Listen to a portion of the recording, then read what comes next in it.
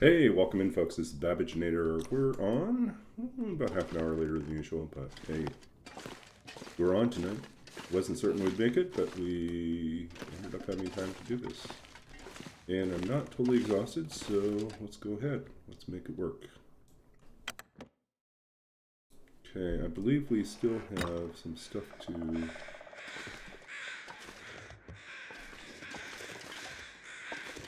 see. Dumped a bunch of meat down here.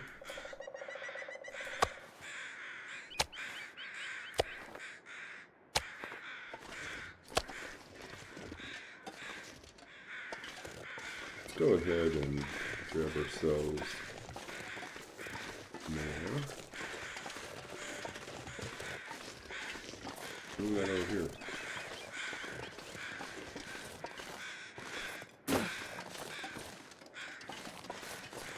Good dude.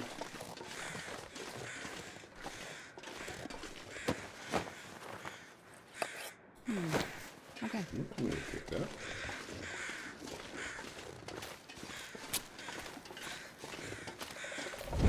So we've got 6 days left on this challenge. Interesting. Do we normally get the marks? This pack is getting kind of heavy.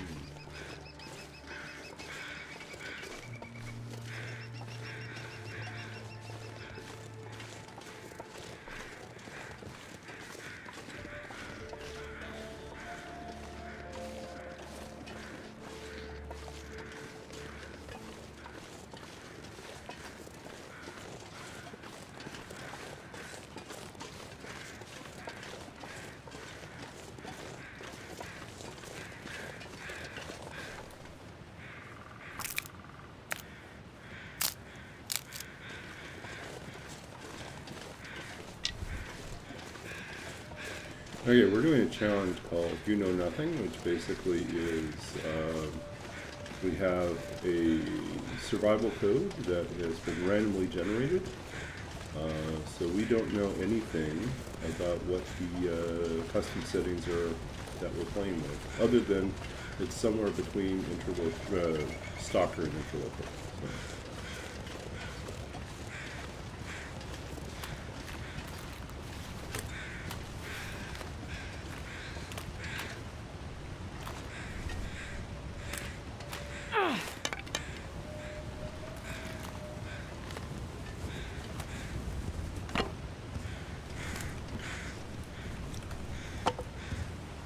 Oh, still a lot of meat on this guy.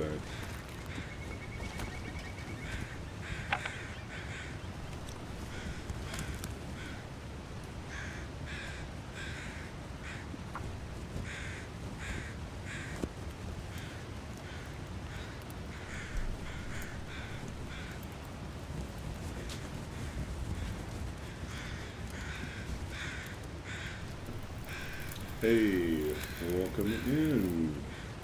Balls of Perfect. Quite the colorful name.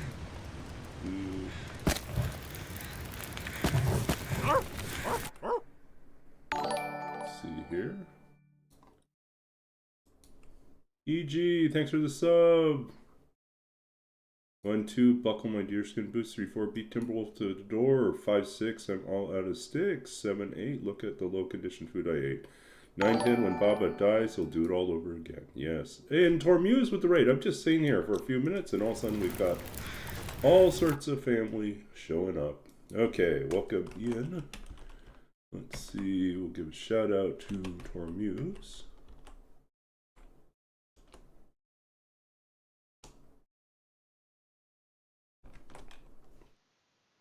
Promise not to freak out. Yeah? She's better. Don't whip out the cut arm sprite. Just don't do it. Damn it!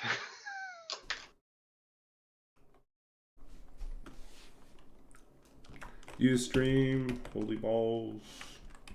Find out.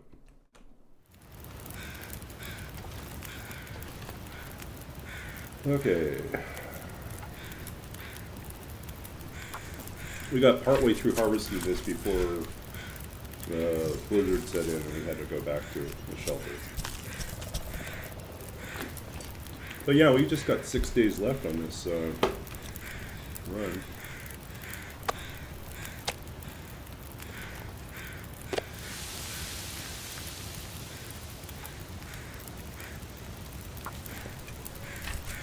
And then I'm trying to decide what we're doing next. I think we will probably give these random custom runs a break for a little bit, and possibly we could do another roll with it challenge, do a modified roll with it for misery, which we would reduce the numbers. The other thing we could do is we could do something where we do a challenge where everything is determined by random spinning at the start. These big spinning wheels.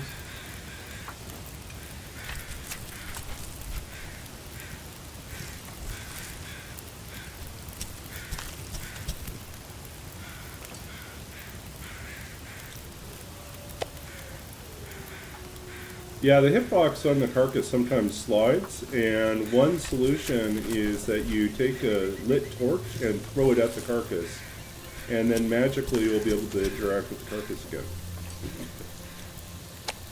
I can't remember who showed me that, but that's a good way to recover get back to the carcass, get the box back.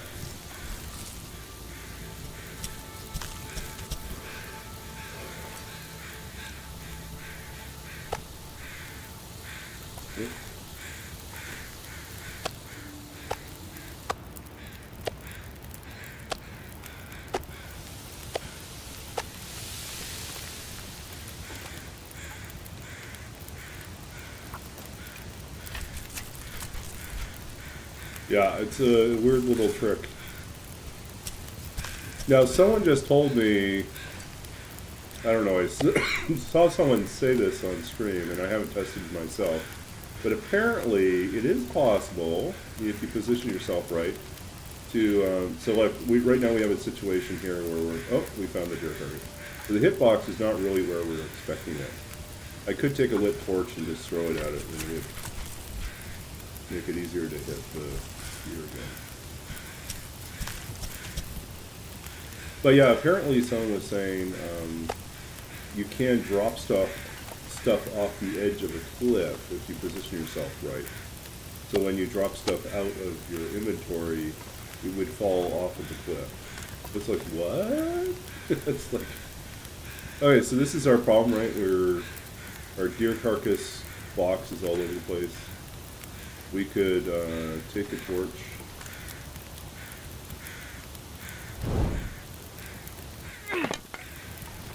And then suddenly it's interactive again.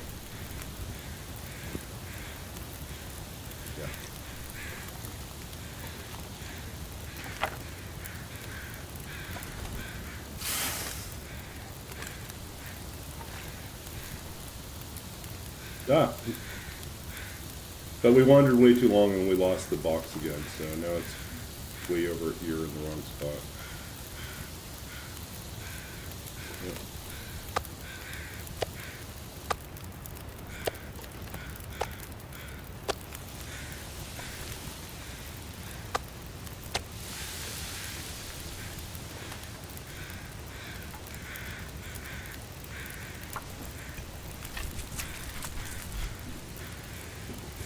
Good call. I kind of felt the force calling me to take a drink. So. We'll take that drink.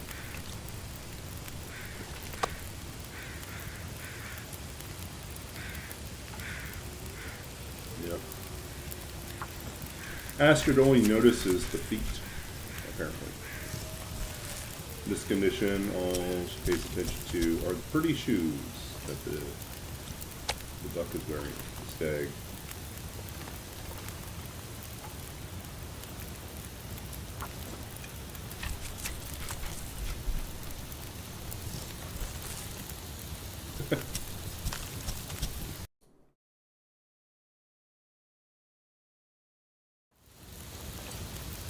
Look between the feet. Nothing. But this will work.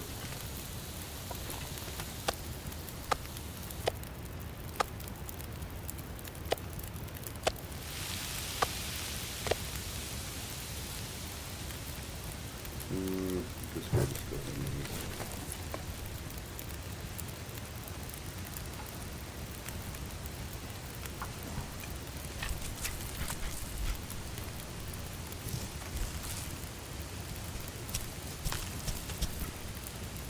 Okay, look above it.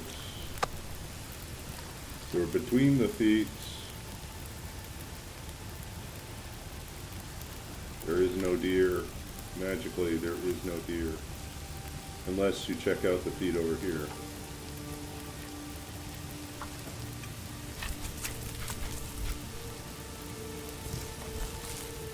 Yeah, the hitbox looking up in the sky. That's a weird one. Does that work? Nope.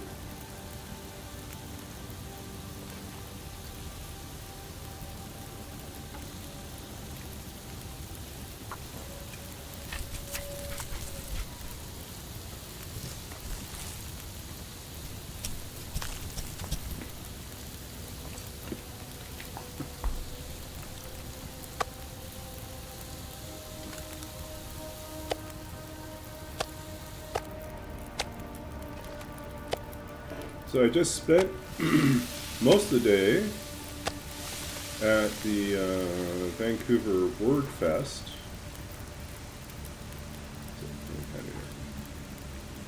So a local literary festival, which is offered for free in downtown Vancouver, and had a lot of fun. I spent way too much money in the book fair buying books, not surprisingly.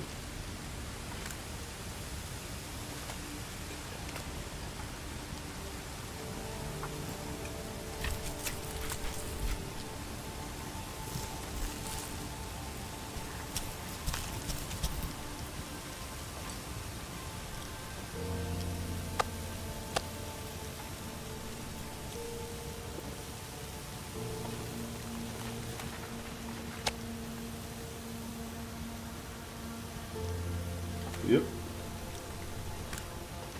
Now, oh, I wonder, okay, I have a suspicion I know what's happening here.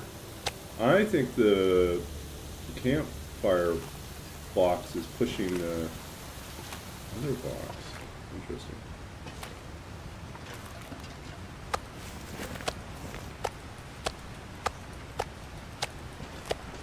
This pack is getting too heavy to carry.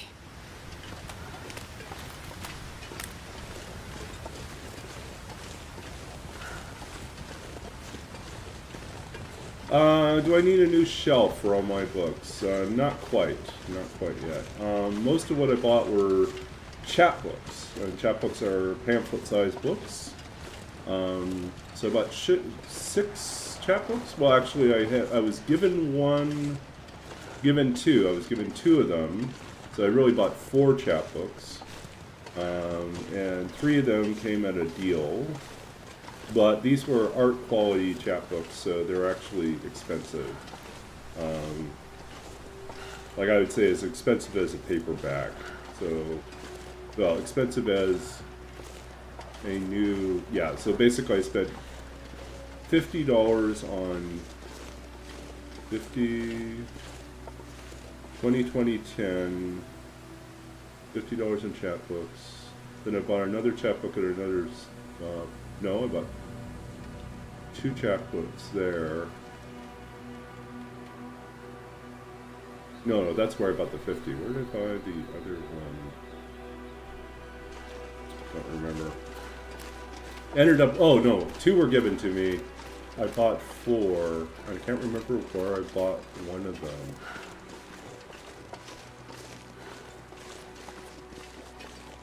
Yeah, and then I also bought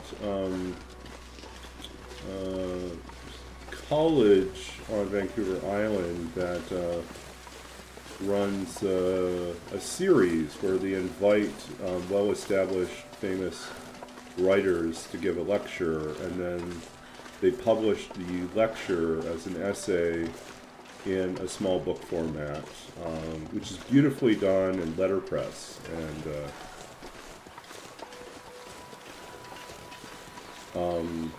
so high quality art production, art level production. And what else? I bought a novel that has been nominated for the Booker Prize and was, how can I put it? The publisher, having realized the novel was nominated for this major international award, did a recall on all the books because they wanted to release the more expensive hardcover copy. But a local bookstore happened to get these books and didn't send them back and then sold them. So I bought one of those. It's a beautifully written, what I've read of it so far, it's a beautifully written novel. Yeah, I think that was most of it.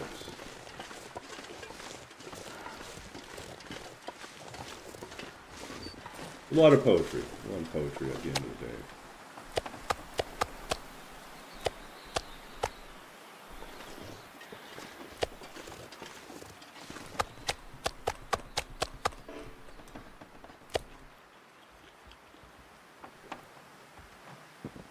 Let's see if I can show and tell for a second.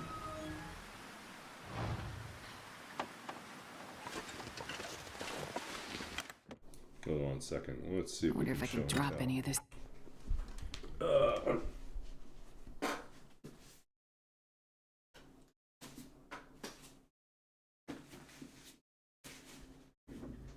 Okay. So, let's see here. Show and tell time. Neil Babbigenator's book haul. So let's see. I picked up this book, which comes highly recommended. Anne Michael's Held, which covers 4 generations, and begins in World War I and moves forward. But what was really striking is just sort of there's just something really poetic about how well it is written. It's very eloquent. And so there's philosophical, I don't know, it's hard to explain. Like the opening is this: we know life is finite. Why should we believe death lasts forever? The shadow of a bird moved across the hill. He could not see the bird. Certain thoughts comforted him. Desire permeates everything. Nothing human can be cleansed of it. We can only think about the unknown in terms of the known. The speed of light cannot reference time. The past exists as a present moment. Perhaps the most important things we know cannot be proven. He did not believe that the mystery at heart of things was amorphous or vague or a discrepancy, but a place in us for something absolutely precise. He did not believe in the filling that space with religion or science, but in leaving it intact, like silence, or speechlessness, or duration. Perhaps death was Langerian. Perhaps it was defined by the principle of stationary action, asymptotic, mist, smoldered like cremation fires in the rain. It was possible that the blast had taken his hearing. There were no trees to identify the wind. No wind, he thought, at all. Was it raining? John could see the air glistening, but he couldn't feel it on his face. And then it kind of goes on from there.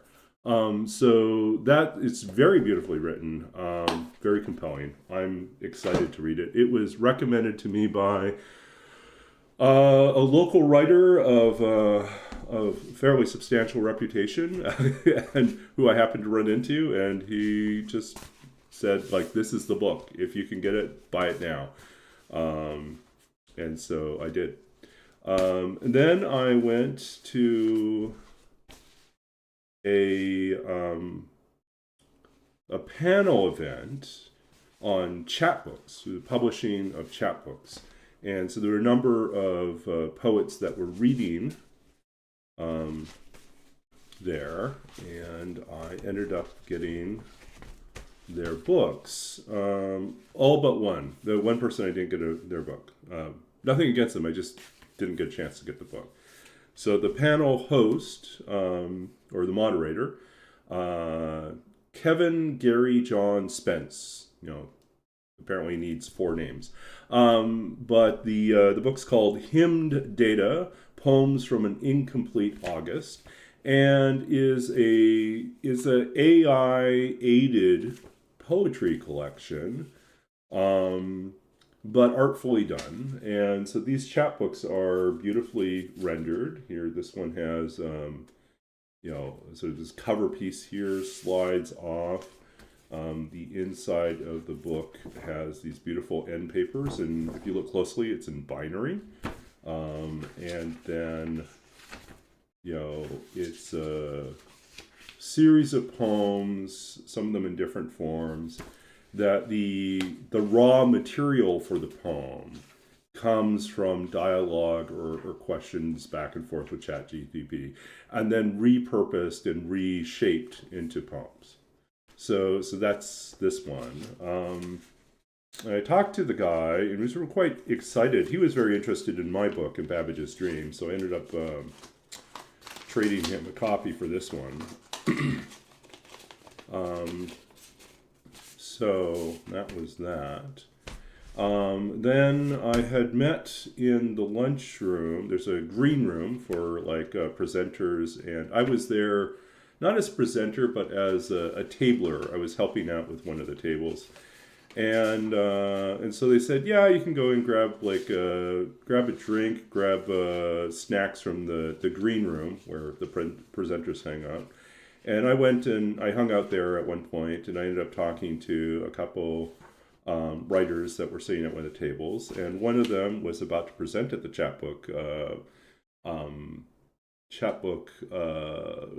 panel, and so has this book, Bodies Like Gardens, Selena Weiner, Cactus Press chapbook series.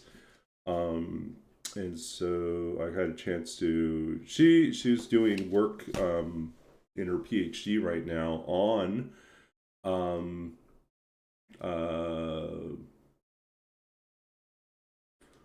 just blanking out, on Mary Shelley. So also kind of a Victorianist, studying 19th century literature and science. So was very excited to hear that I had done my dissertation in an overlapping field. So that one is quite good. I just heard little bits of it, and to be honest, her voice was kind of quiet in the reading, so it was harder to make out her work. But I will sometime this week sit down and read through that as well. This one was a lot of fun. Rig Veda, Christina Shaw, works in a heavy mechanic shop, I believe she said. Works in heavy industry. Works around mechanics, around heavy industry stuff. And she writes about it. That's her subject matter. And these are really fun, interesting poems about work, about the people that do the work. She's been there for quite some time. So it's interesting how she talks about these mechanic shops, about the knowledge of old mechanics and how they disappear, the younger generation not picking them up. A lot of interesting spaces that she kind of brings back to life from the 80s and 90s in this. And it is kind of, really, not kind of, but is basically an homage to sort of labor, and reminded me somewhat of difference in tone, not really like Philip Levine, but in a way, in a similar kind of passion for work and those that work, that do heavy work. And then I bought at the chapbook publisher Pinhole Poetry. They had these little anthologies of they run a literary journal, and they also run a chapbook series. And the literary journal is online, And then they publish these anthologies of work that they published online. And these are quite beautifully done. So like similar thing, they have a little band and then they come off, and then they have these beautiful end papers, like again with this this transparent paper with all this like matter on the inside. And yeah, this looks really promising. I haven't had a chance to, I looked through it briefly enough to say that the poetry was good, so it's like, okay, I'll buy this. And they were they had a deal for this one, so this was only 10. And then the others, let's see if I can get this back together again. Were like this chapbook called Shiftings, and Other Coordinates of Disorder, Jenny Wong, same publisher. And so this one has, yeah, more poetry. This one, I met the poet who's the author of this one, Rob Madden, Secondhand Smoke. This one has, Pinhole Poetry is or Pinhole Press is the name of the chapbook press. And it's partly because the editor and the publisher do pinhole photography. And this particular collection doesn't use pinhole photography, but they had found a photographer that they liked a lot who was willing to do black and white. Like they commissioned, not commissioned, I guess they paid for the black and white photographs that accompany these. And these are actually printed. Like this is not a photocopy. This is an actual print from the negative of these black and white photos. And they work in dialogue with the poems in this particular collection. So, and if you look carefully, these are collections that are, this is the type of chapbook that is stitched together and not stapled. So they're bound together traditionally with cord, stitched together. So, and then the other set of books that I picked up were like these little like lectures turned into mini books, and they're just beautifully done. These are all handmade papers. The paper inside is also like a heavyweight paper. Some of these come with additional illustrations, and this is all letterpress. At least the covers are definitely letterpress. I'm trying to think if these are hand-laid papers. I think they're letterpress printed. I'm not positive, but in any case, they're beautifully made. So this one's Fred Waugh. This one's Gary Geddes, another Canadian poet. Robert Bringhurst, another great poet. And these are also great essayists. They write really great essays. I've enjoyed reading them. So anyways, that was kind of the haul for my trip to the book fair this afternoon. But prior to that, earlier in the morning, went shopping with my roommate, who has decided we're going to have cheesecake soon, which is a big deal since we're both lactose intolerant. So they've tracked down a recipe they want to try, and so we're working with lactose-free ingredients to make it work. This will definitely not help me lose weight, but it will be a good treat. And the pie form that she's chosen is small enough that we will not feel like we're obligated to eat all of this cheesecake. Okay, so what are we doing? It's like noisy out there, right? It's still like big storm. Yeah, big mess.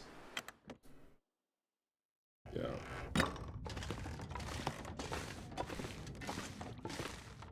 Okay, what are we gonna do? I'm just gonna hang out here for a couple hours, wait for the storm to pass.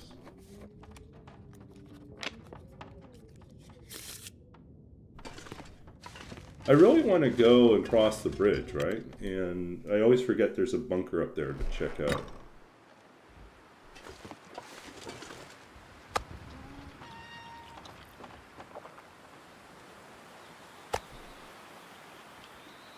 I mean, we probably should make some more water, but we need more firewood. I'm not sure I can carry much more.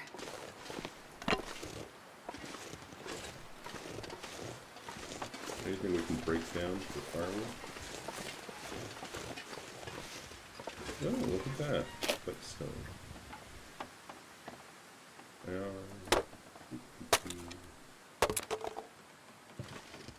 Goodbye, Mr. Bench.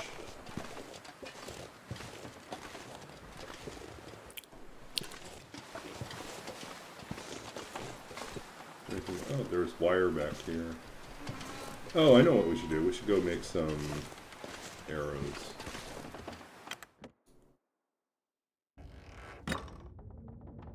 Yeah, we've had to track down like lactose-free cheeses. We use oat milk for instead of regular milk. I have tried lactose-free milk and not had a good experience with it, so it's definitely yeah, it's definitely oat milk or almond milk for me.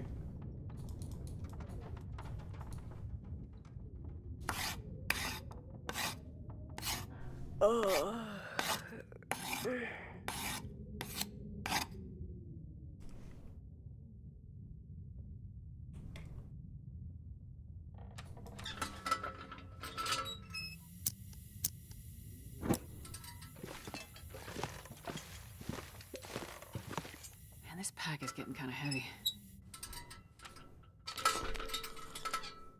Okay.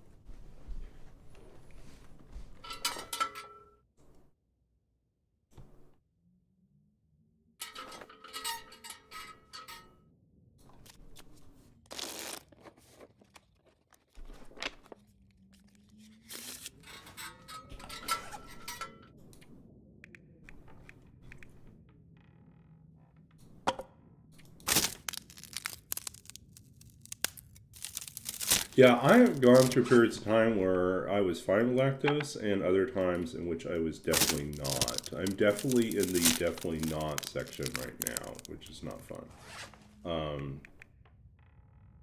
But that's just kind of the sad reality. Body will not process lactose. I can handle like small amounts of cheese. I just can't do like creams, and a lot of other stuff is just not really manageable. We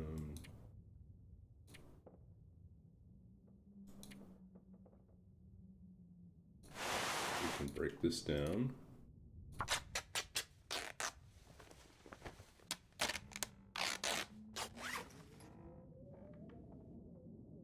Yeah, I've seen some milk products that are supposed to be lactose free and definitely did not meet that requirement at all. It's not sufficient.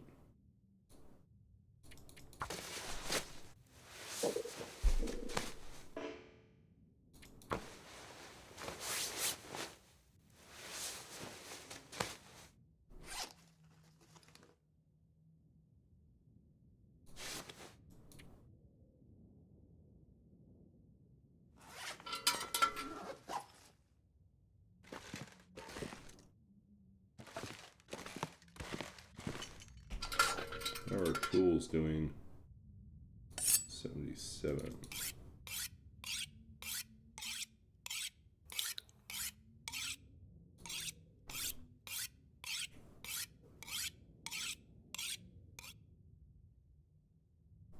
So it is theoretically possible we could blaze through this and get done with the challenge tonight. I would have to be on late and I don't know if I want to do that. So I know tomorrow night I will probably not be on. Tomorrow night's usually my D&D night, but instead I actually have work on a project for school instead, which is not fun. And then Monday night, I think I have another meeting. So most likely no stream Monday night. Tuesday night is when I'll probably be back to streaming. Yeah. So I think that's why I figured I'd probably come on tonight, just because otherwise there's going to be a longer gap. I wonder if I can drop any of this gear.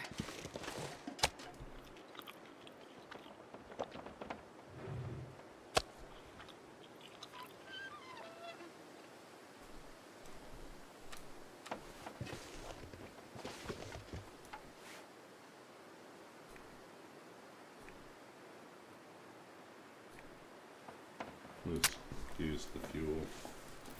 Don't want to gut all this extra stuff right now.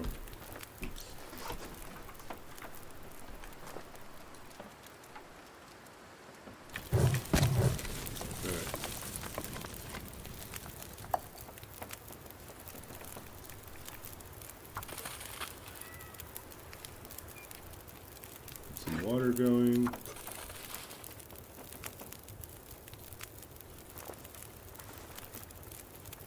Let me put a fire down here. Let's see if we can put a fire down.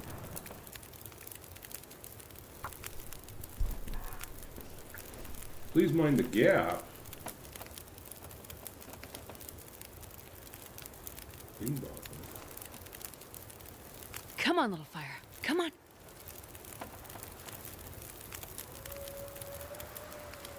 Oh, yeah. That's a good one.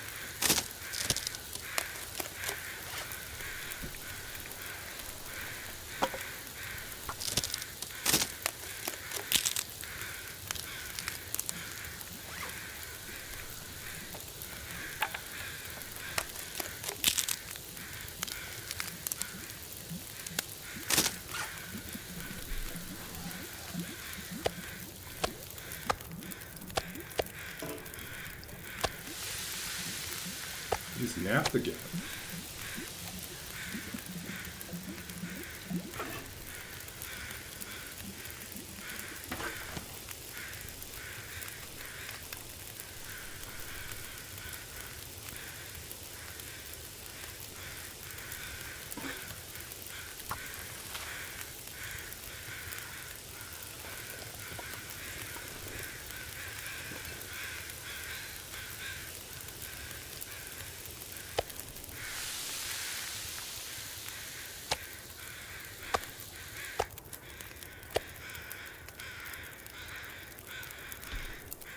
Okay, let's see how close we are to... Cooking 5 is around the corner. I don't know if we'll get there though.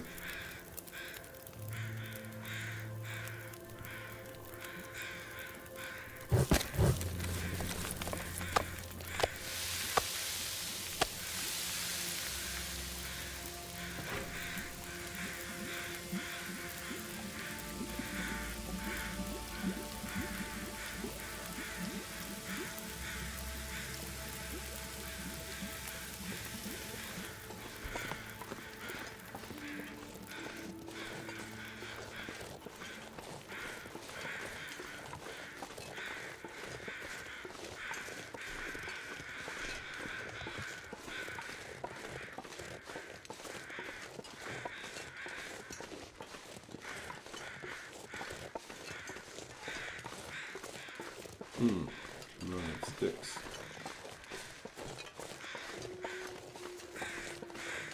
Oh, we shot this one too, didn't we?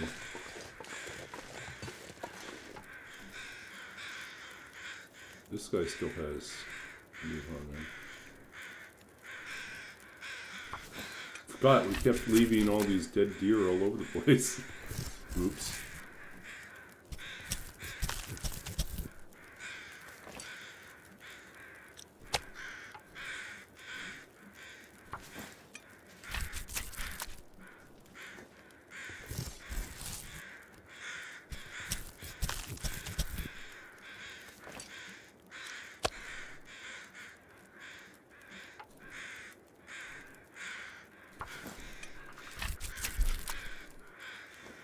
We're being a little cavalier about this. We're not putting the fire up or anything, protecting ourselves.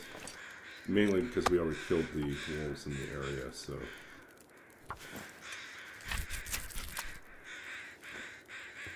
Normally I'd take a few more precautions. You can still hear wolves though. We've got like some wolves further out. So. And at this point, we'll at least do this much.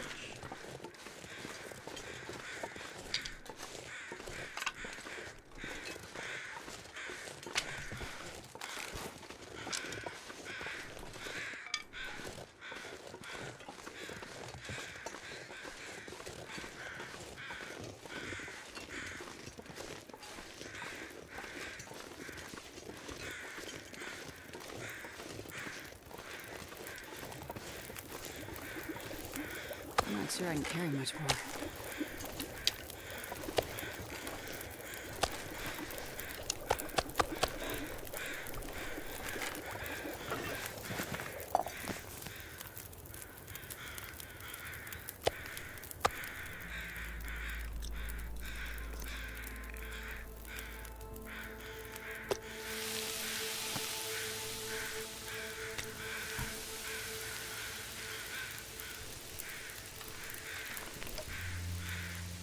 Yeah, okay.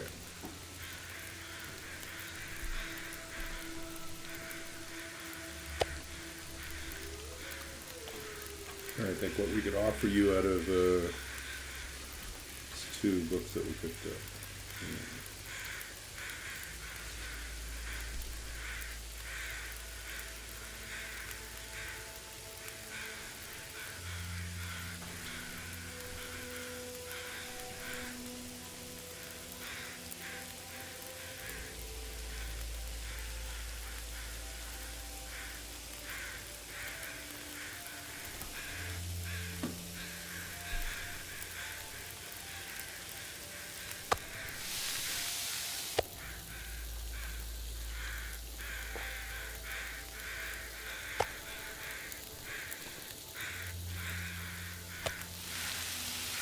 This pack is getting kind of heavy.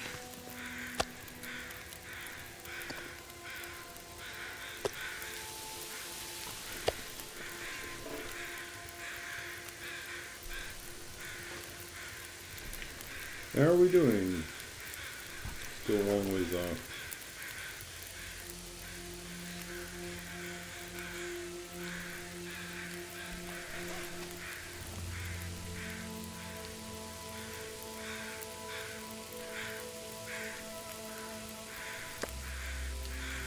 Oh, we never dropped that down here. Yeah, it's not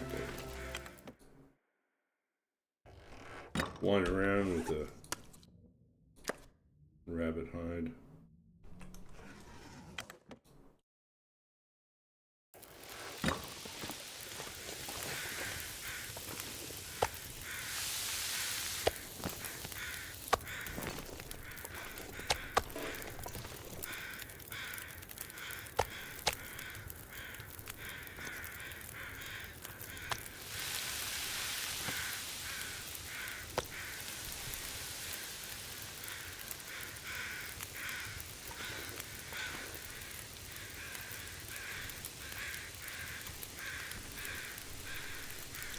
I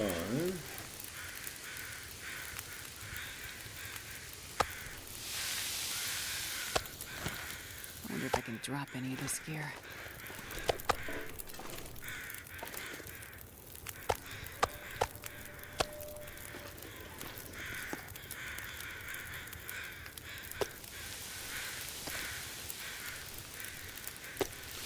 So let's see what else is new. Something I tried to start last year, but discovered was too hard to get off the ground because of logistical challenges when I was living with 3 other people on campus. There was a problem with people who are off campus wanting to come to campus. It was a problem navigating sort of various restrictions for on-campus events, like if you're hosting a party at your house, a dinner party, if it goes over a certain size, you have to get all sorts of paperwork and permissions. And I was like, you know what, this is just not going to work.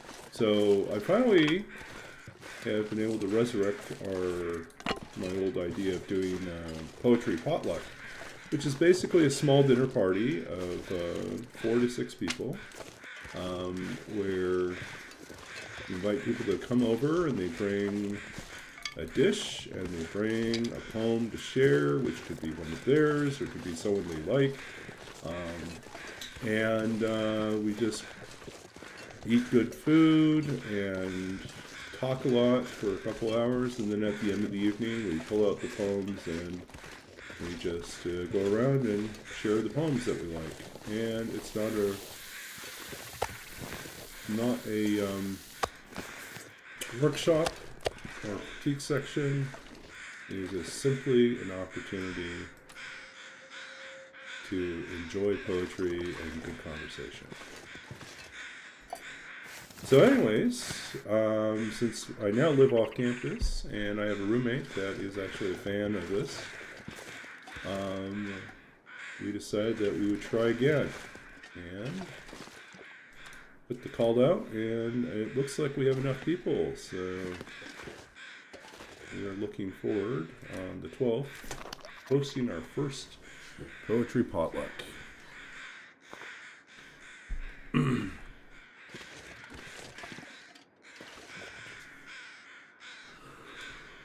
Ooh.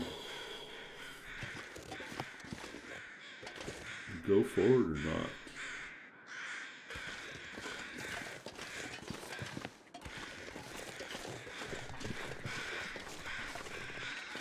There's birds here.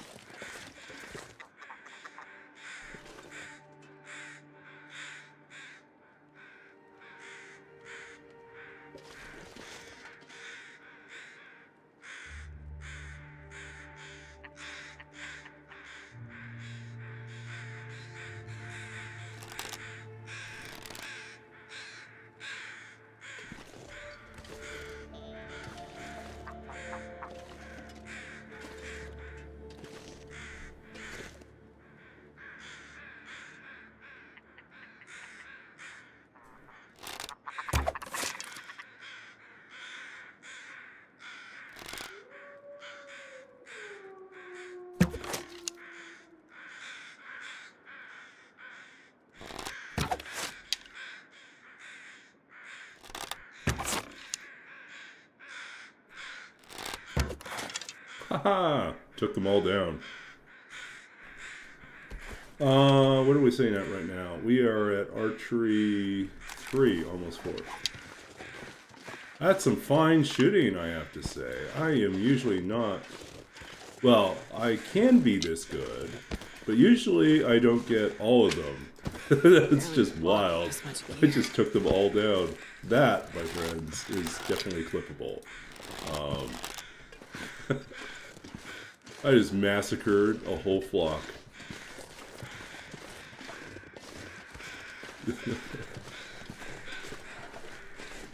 And I did that at a distance, you know. No misses. I'm very happy with that. Good show. Ptarmigan stew. Do we have the ingredients for it? I don't think, I think we'd have to make the broth. Okay, so what do we need to make ptarmigan stew? We need the broth. We need flour. So we have no flour left. We haven't made broth. And we got all this ptarmigan. Okay. Broth requires us to have salt. Good. Water. Good. Ptarmigan. So we can make broth.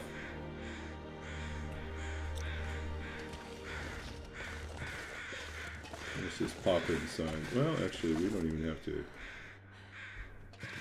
Let's see.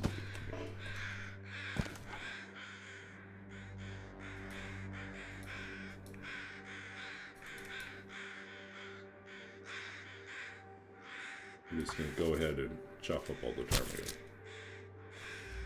We're not going to cut it up in 0.5 pieces. We're just going to do it like this.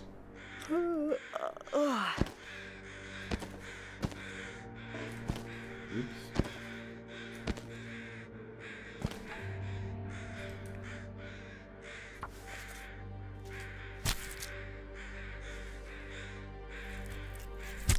Yeah, totally. You know, Archery 5 changes hunting altogether. It's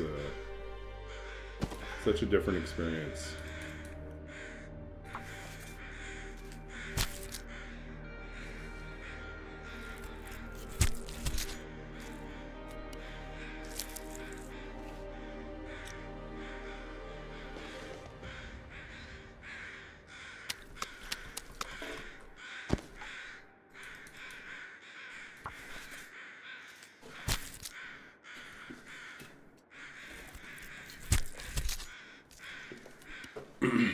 But this run we won't get to Archery 5. That's the truth.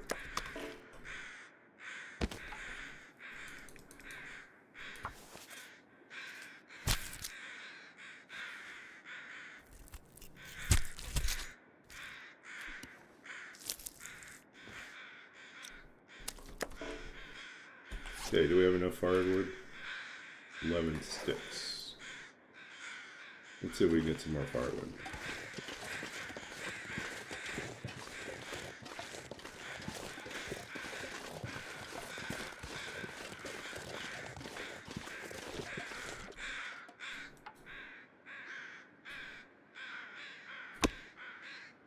Yeah, we can make the broth. We can't make very much else right now.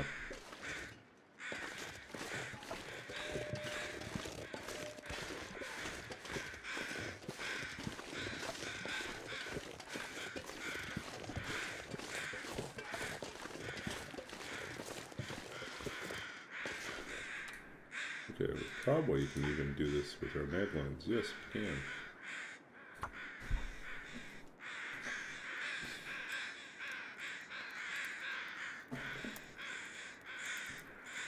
Come on, little fire.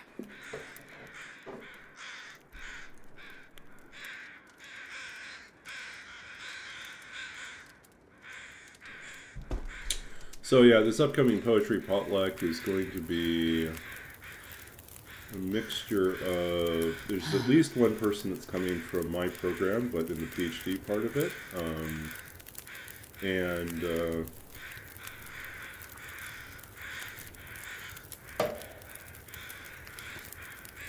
Let's see, one person from the iSchool, one person.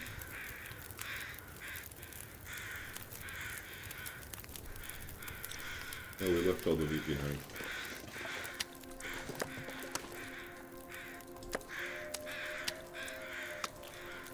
I am not going to be able to carry this load for much longer.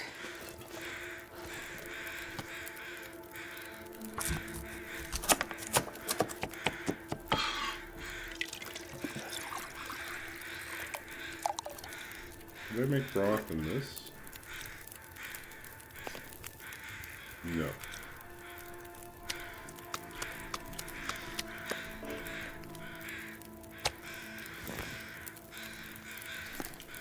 So yeah, I probably should do a survey to figure out where everyone's coming from. I think at least one person's English literature, one person is like library science, and I really should check in on the rest, see what they're all doing. Kind of curious because just because someone's interested in poetry doesn't necessarily mean that they are studying poetry. So you end up with people that are creative writing students, obviously, but you also end up people who are like in Asian studies, or they are, you know, my roommate's chemistry, but is interested in philosophy and literature. She's an INFJ in the science program, and it just dawned on her that's why she's not connecting with anyone else in the program. It's like, yeah, you're like a rarity in the sciences. It's just not. I mean, I felt that. I'm the same. I was that way in computer science. It's like, it's stuck out. Yep.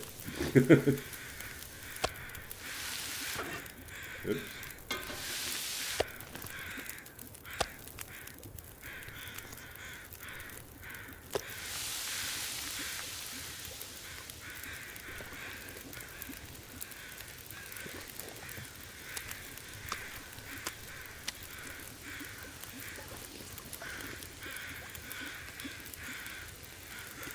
She said up until she met me, I was like she had never really met anyone else that was an INFJ. It's like, I said, yeah, you're mostly in chemistry. It'd be hard to run into them.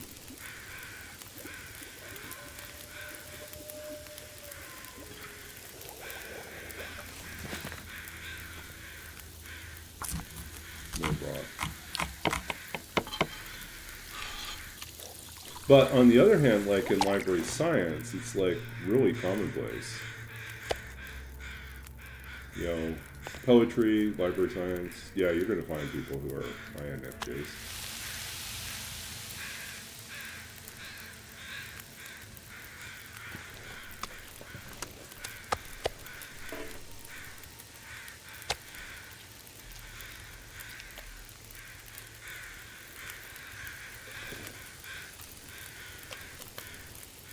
Yeah, we're going to need to make more water.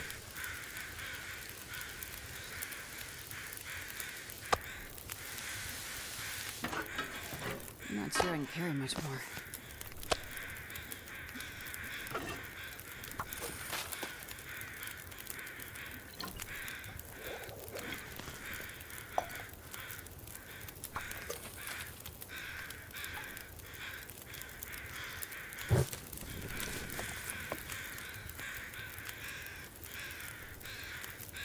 Okay, let's see what we can make now.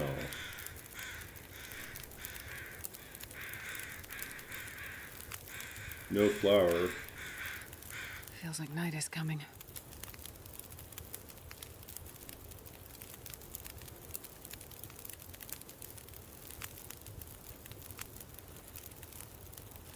No flour. So without the flour, we can't really make anything.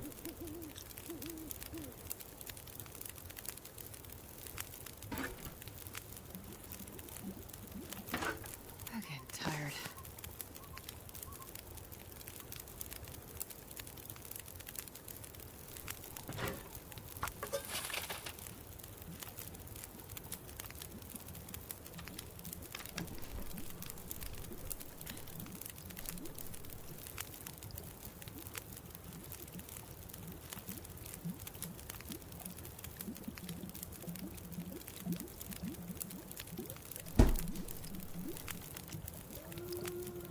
And this pack is getting kind of heavy.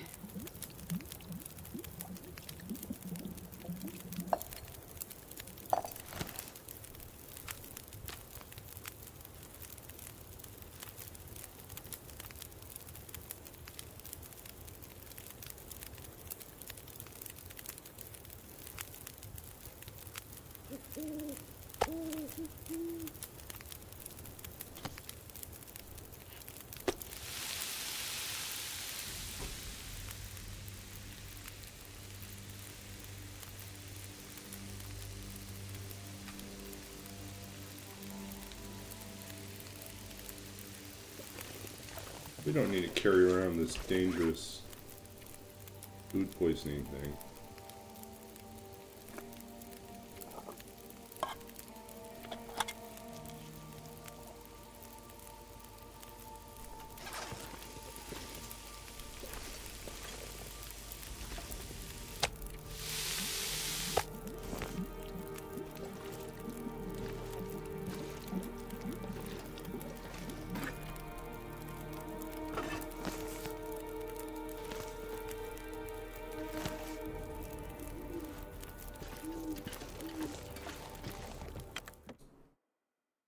I should probably take the feathers in. I'll just pluck all these. I wonder if I can drop any of this gear.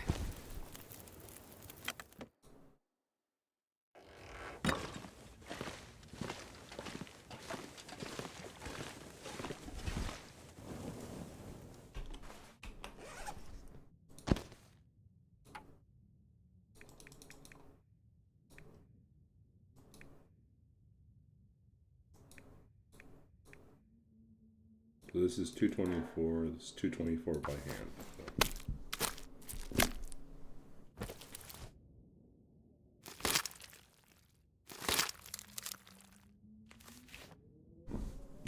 I just need to close my eyes.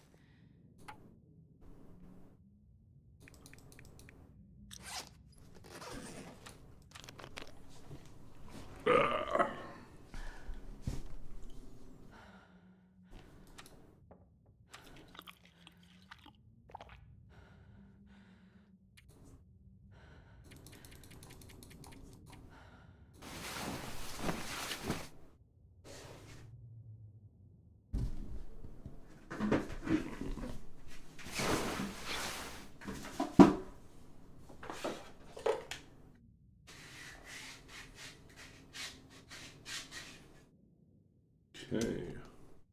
That guy who drank his own pee doesn't seem so crazy right. No, he still seems crazy.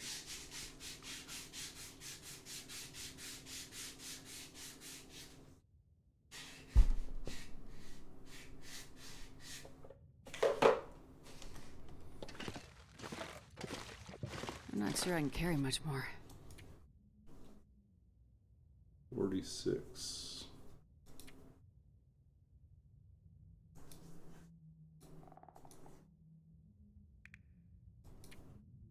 We need cloth. Do we need to pluck all these? Probably not.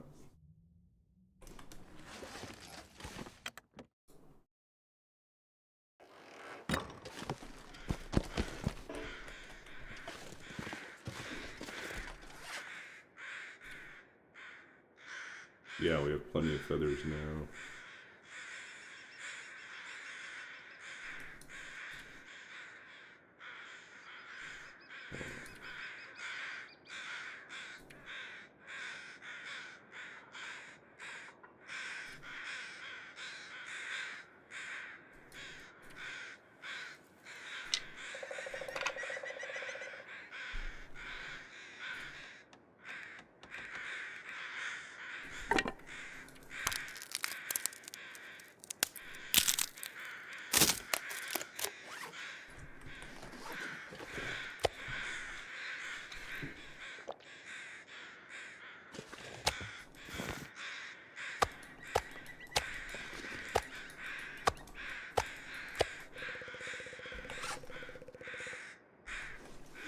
And this pack is getting kind of heavy. Not taking everything, but we'll take enough for a few days.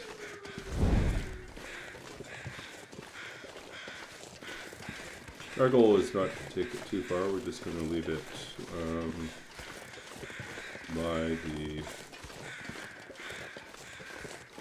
exit to Ash River Valley. And then we're going to keep on going, check out the bridge, maybe shoot a bear as well.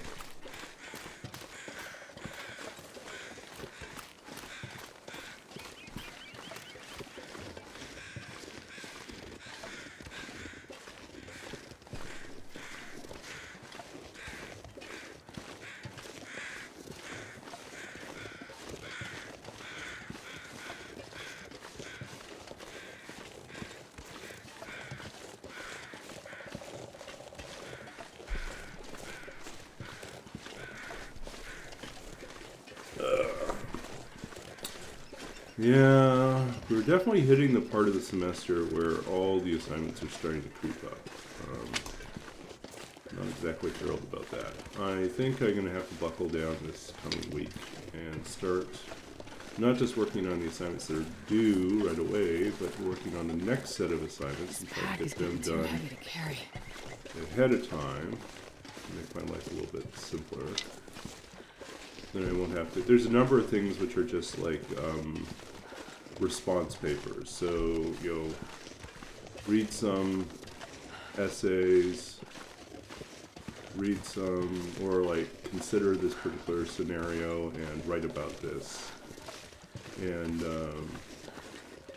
a lot of them, it's really possible that you can do the work in advance.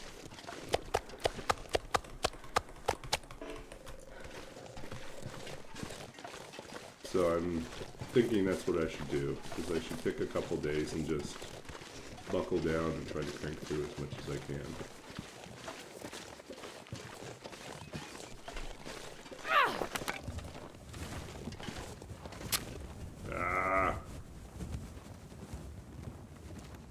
Okay, we got tons of matches. Not the end of the world.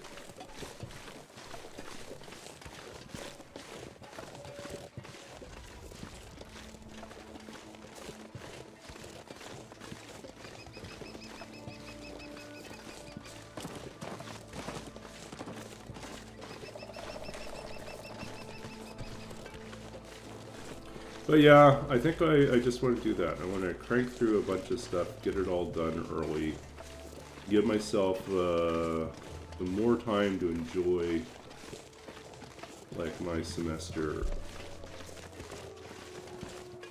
without having to panic, go from crisis to crisis, right?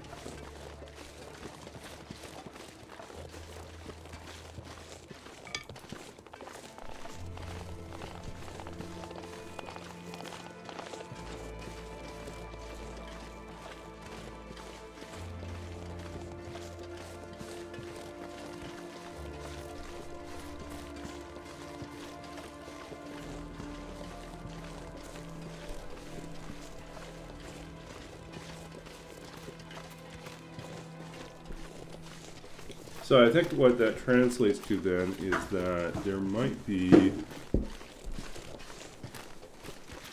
I might stream one less night a week and force myself to just write so that I get stuff done.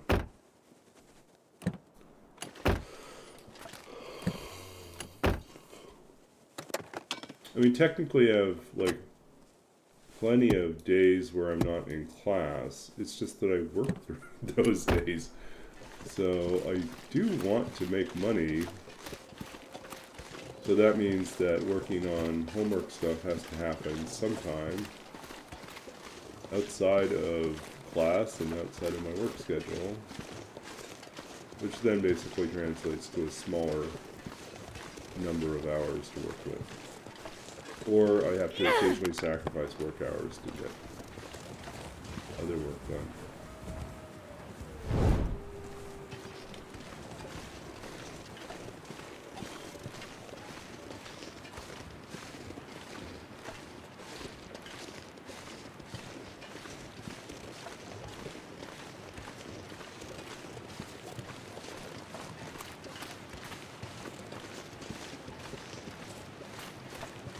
Let's see, do we have the bear up?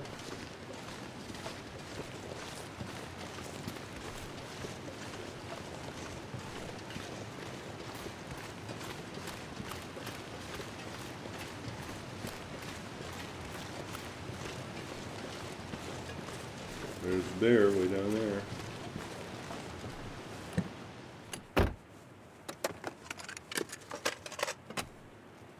I'll take it.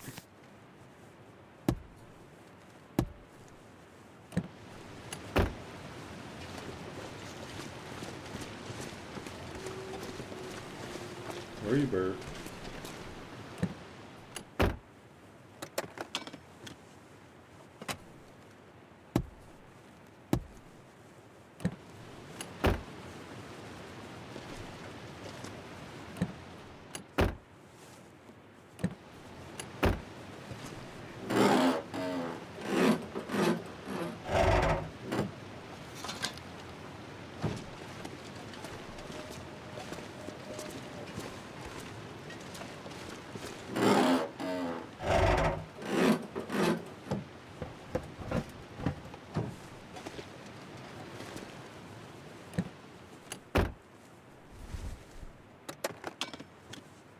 here he I comes. think I can use this.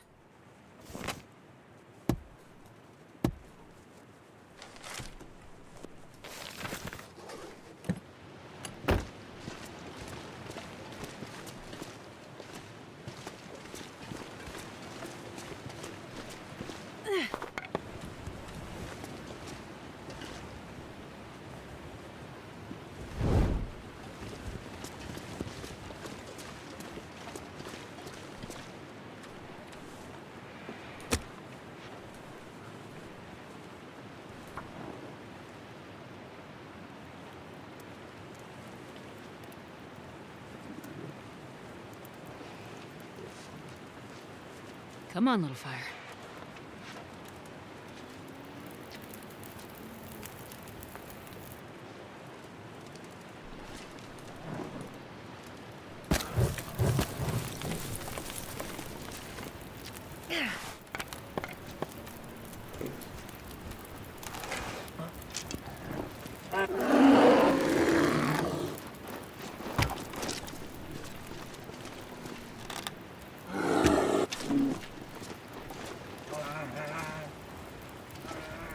Hey, go run away.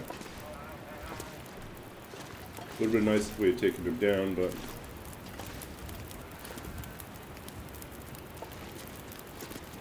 we don't have archery 5, so it's not likely.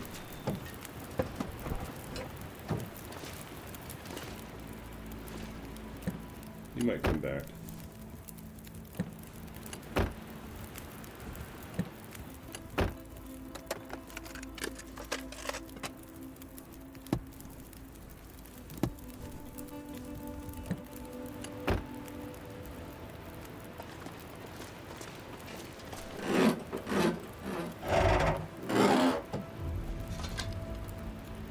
Yeah, we didn't have to dance with him. Okay.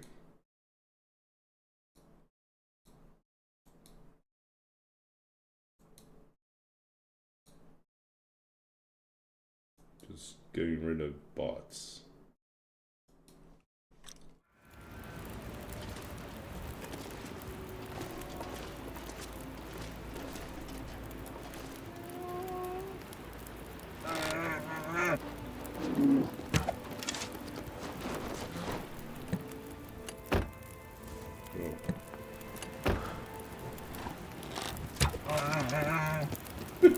It's got a lot of arrows in him. It's like a porcupine. Pork-a-bear! Come back.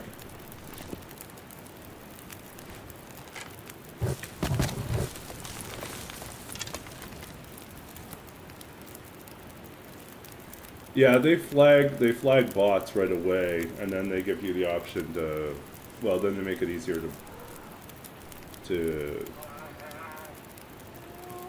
block them. You gonna come down? Where are you gonna go? Where are you gonna go, buddy?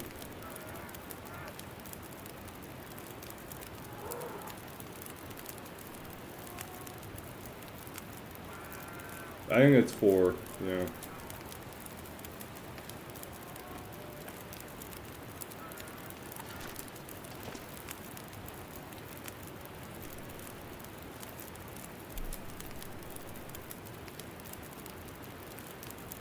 Eight and 1 bear is really unlikely. It's like a bulletproof bear.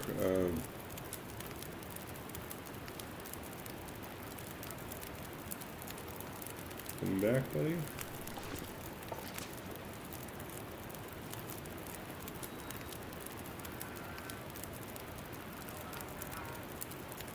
Here he comes again.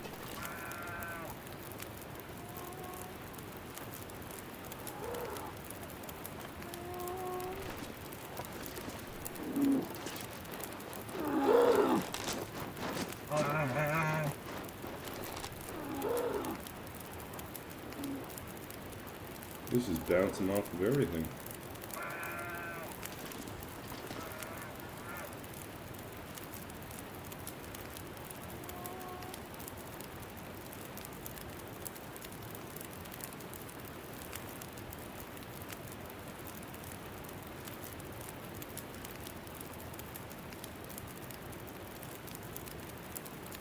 If we had enough firewood, we could cook this guy up and we get to cooking 5. But what then? That would be basically the end of our run. I mean, it would be kind of nice to hit cooking 5 by the end of 50 days, but...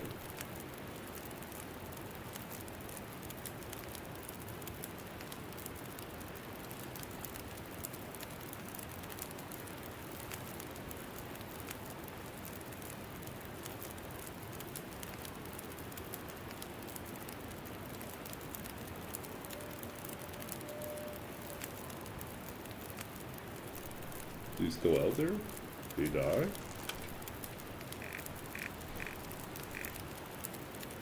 Yeah, he died. Okay, folks, he's dead.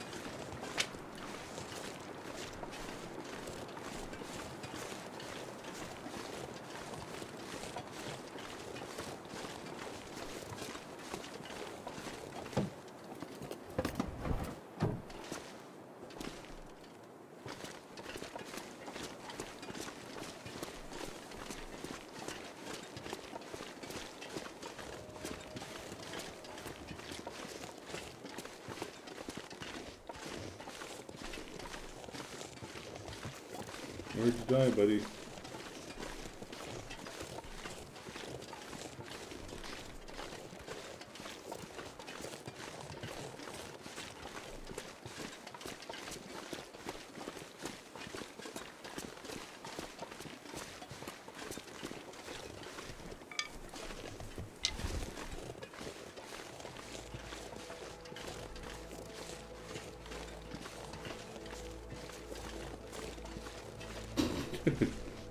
Nice job.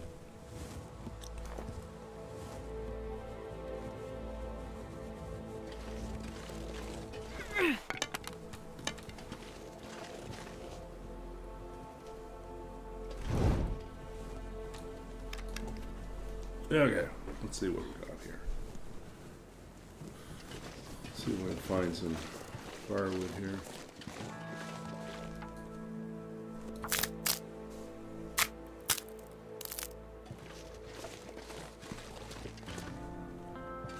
Middle of the day, we're still good.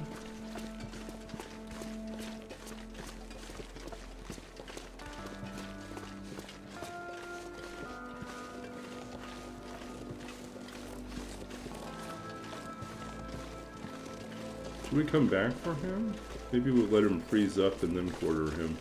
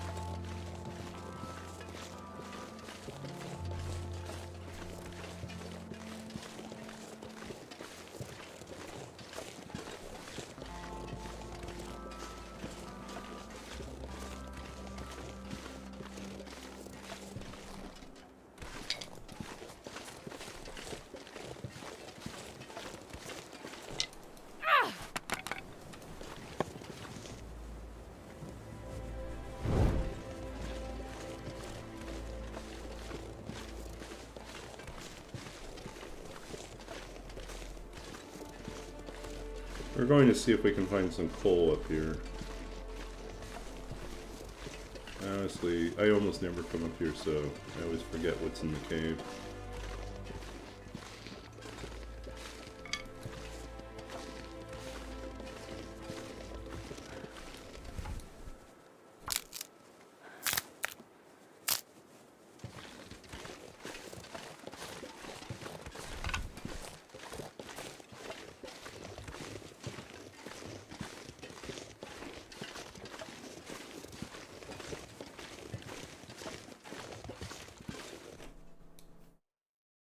I wonder if I can drop any of this gear.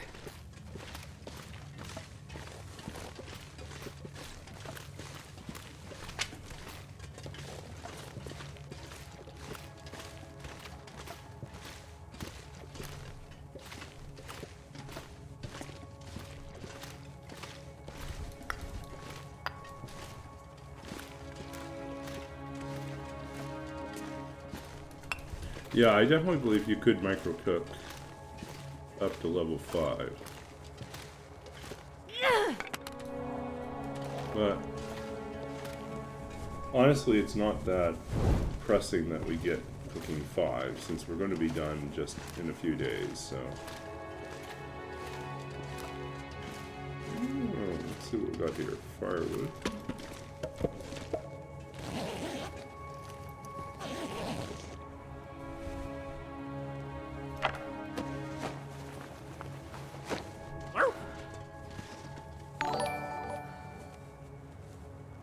Hey, thanks for the follow. Or GTV Games. Do.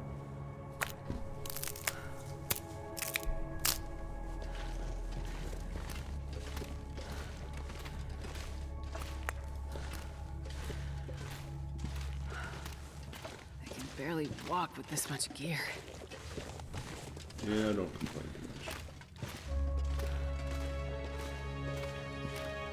What was back here? I'm trying to remember.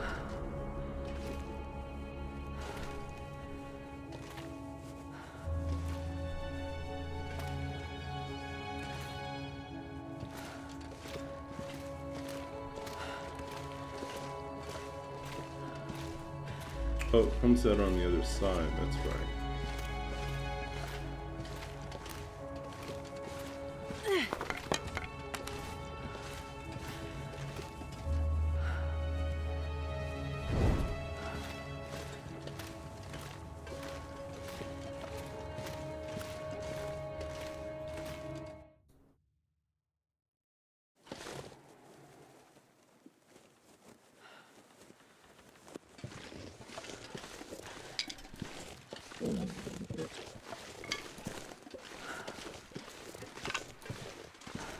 And then I think this drops down back to the road.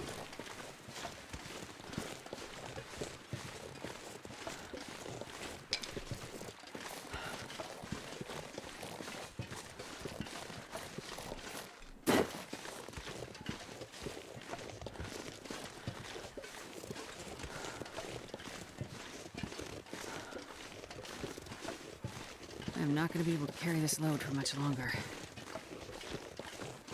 What's going on up here? Why are there 2 dead ones here?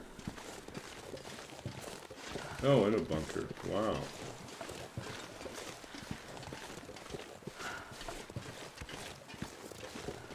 This is how we get to the bunker.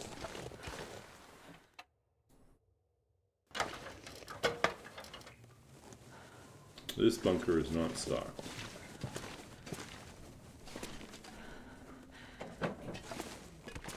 It does have a bed though.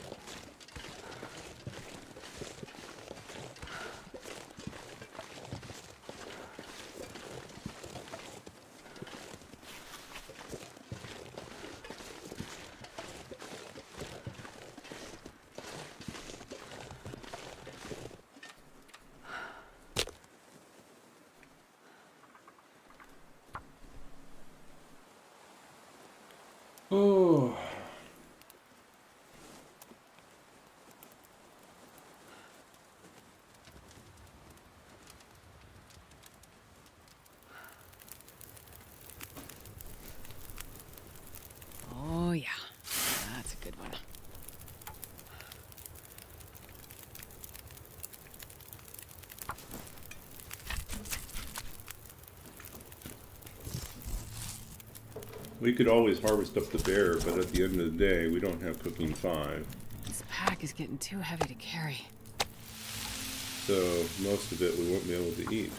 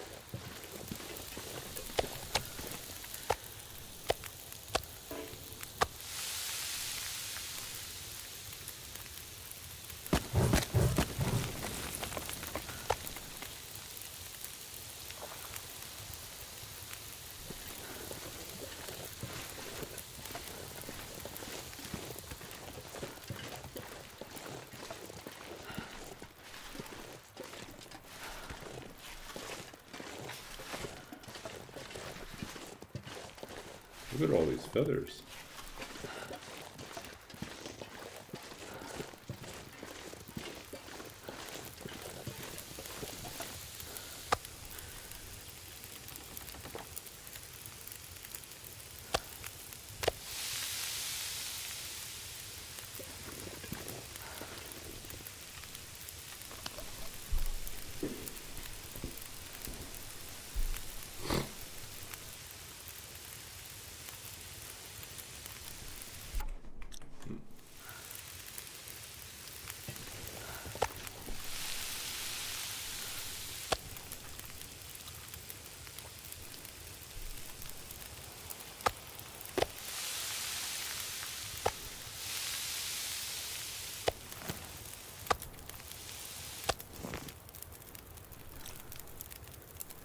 Guess we should probably make some water here. Boil water.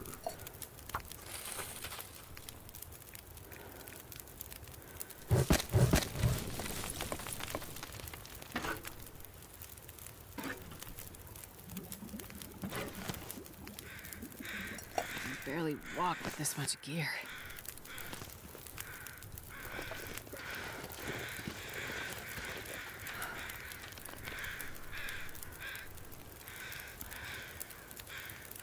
We can go back.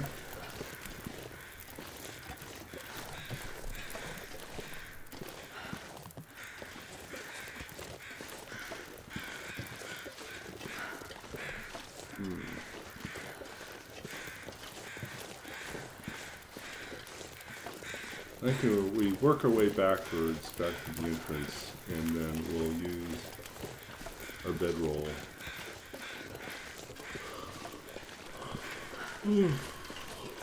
It'll go down. Actually, well, what's our goal? Do we really want to harvest the bear? 46 days.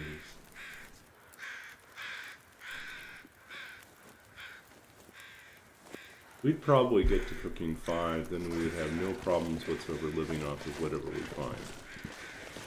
That's pretty tempting.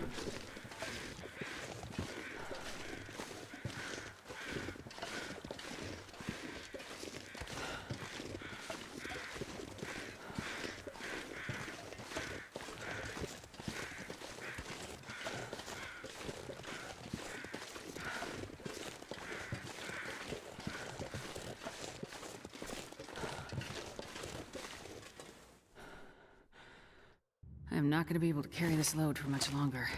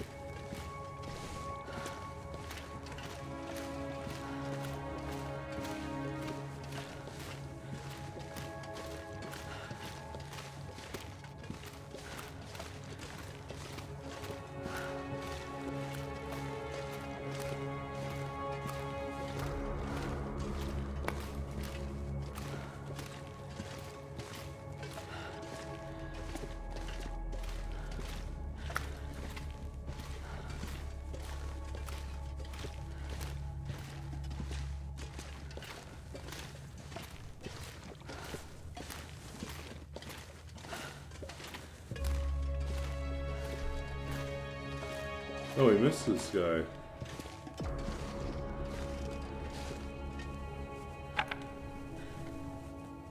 We could cook him as well.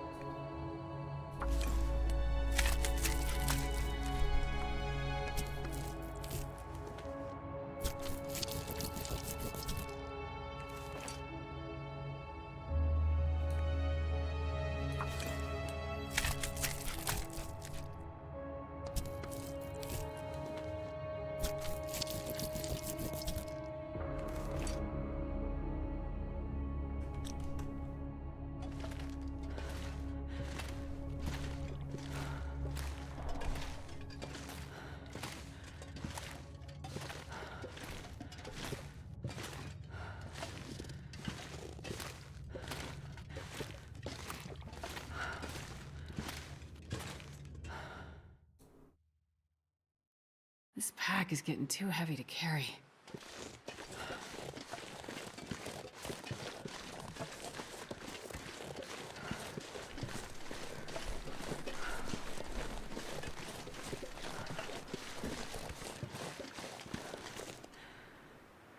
We just sleep at the entrance.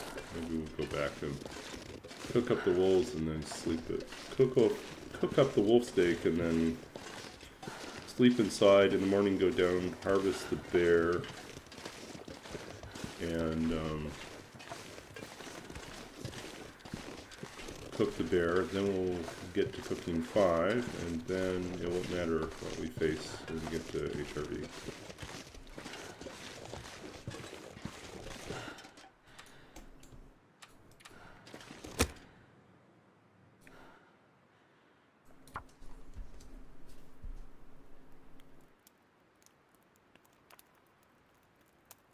Come on, little fire.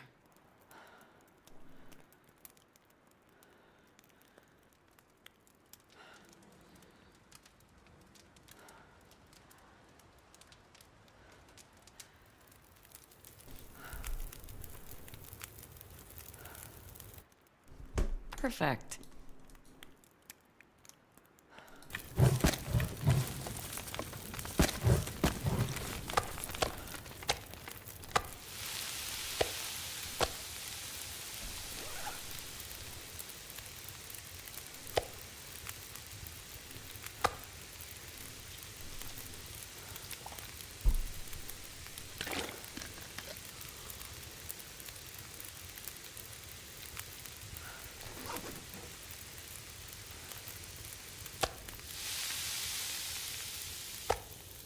I think I need to lie down.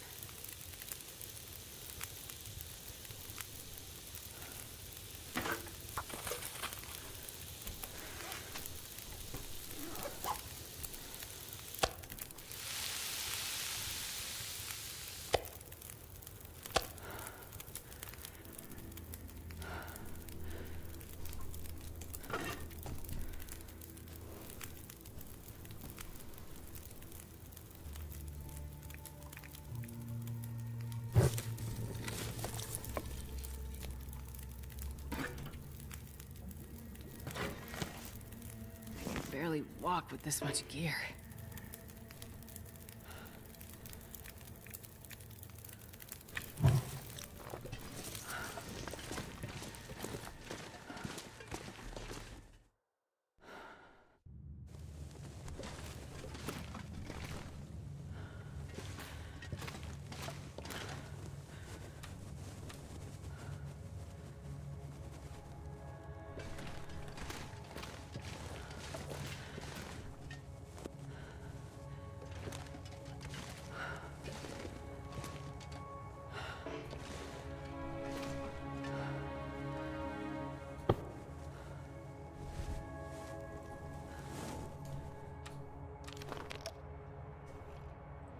Okay, let's do this.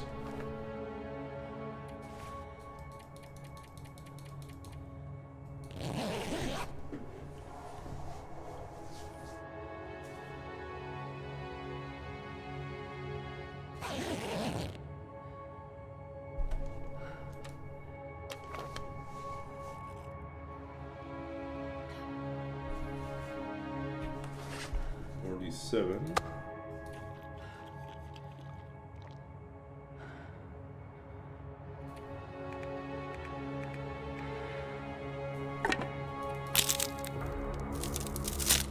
I'm not sure I can carry much more.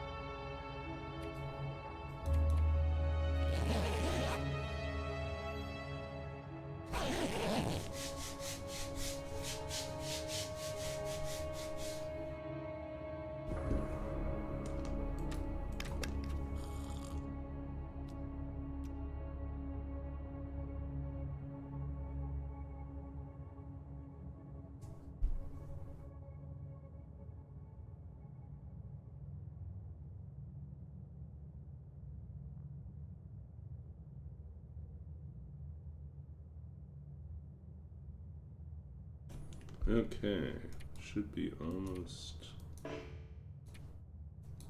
time to wake up.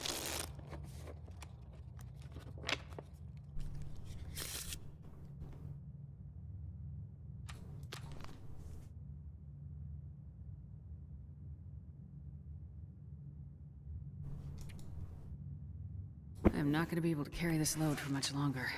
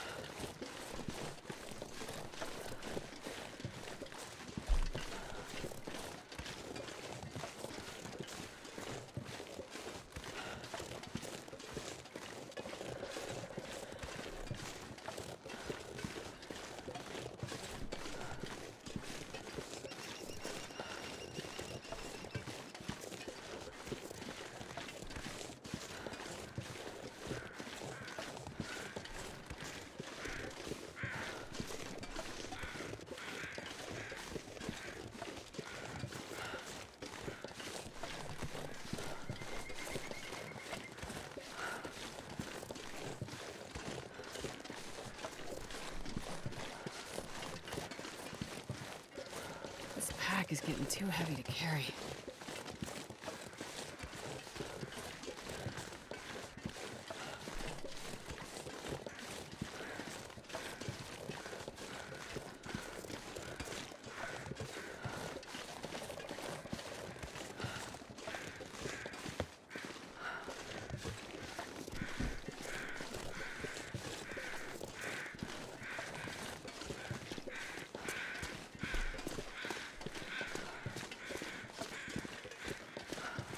Hey, we found the bear again.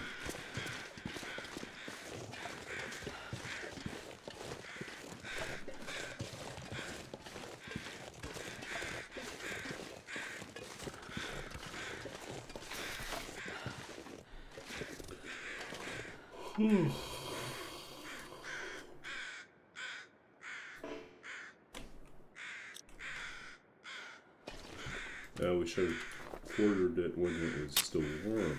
Oops. I always get that confused.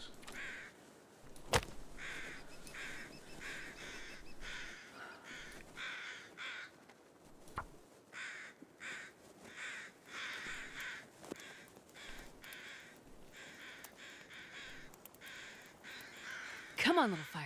Come on.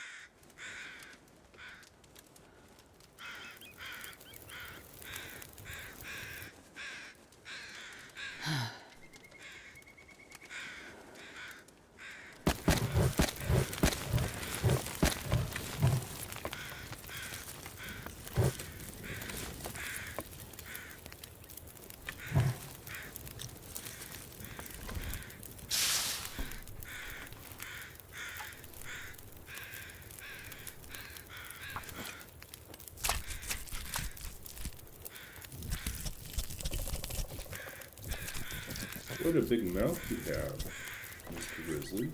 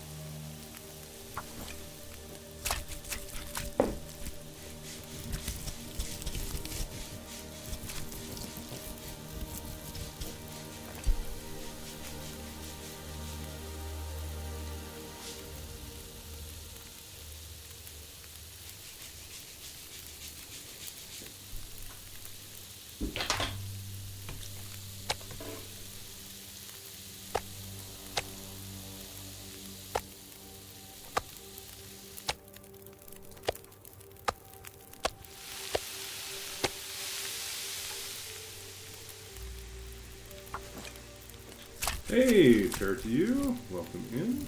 How are you doing?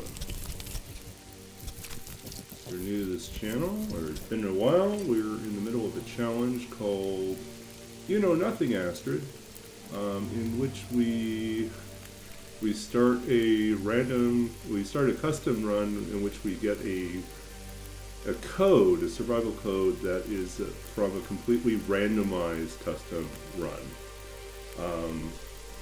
That is somewhere in difficulty between Stalker and Interloper. We don't know what the settings are. We just start with the code, hit go, and figure it out for the next 50 days. So we're coming down on the tail end of this particular challenge. We only have a few days left. We may finish tonight, or we may finish next stream. Maybe we'll try to finish it tonight. We'll see how many days we have left. I think it's getting pretty close, though. This is the bear from Bear Bridge in Mystery Lake. Not Mystery Lake, in Milton. I always get the two of them confused. Like, not confused, but confused. It's like I say one, I mean the other. I know what I meant, but I didn't say the right one.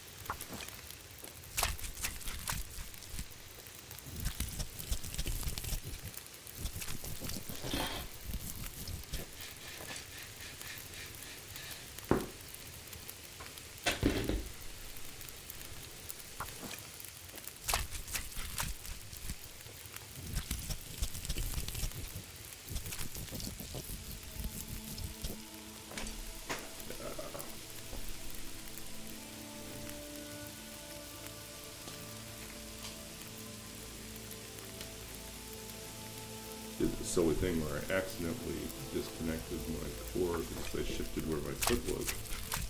Knocked the cord out of the headset.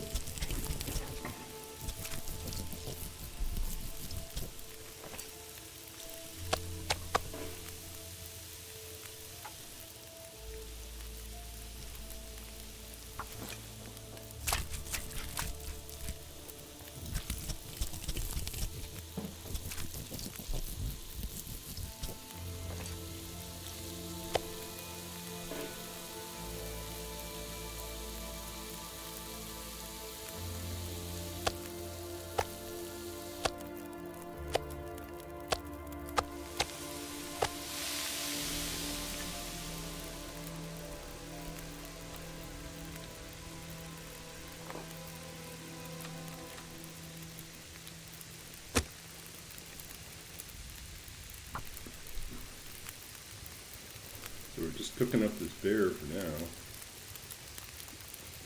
Then we're going to go over to Hush River Valley. Come on, little fire.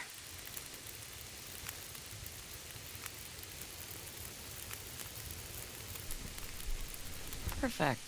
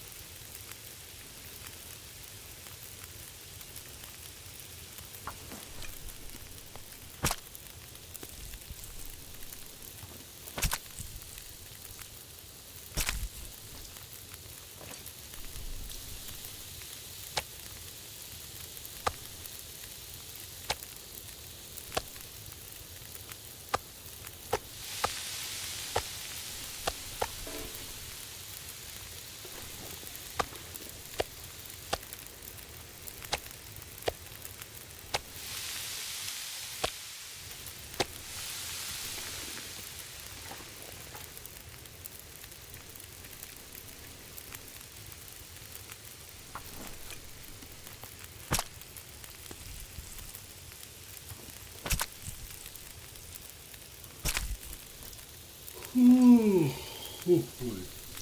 Very tired.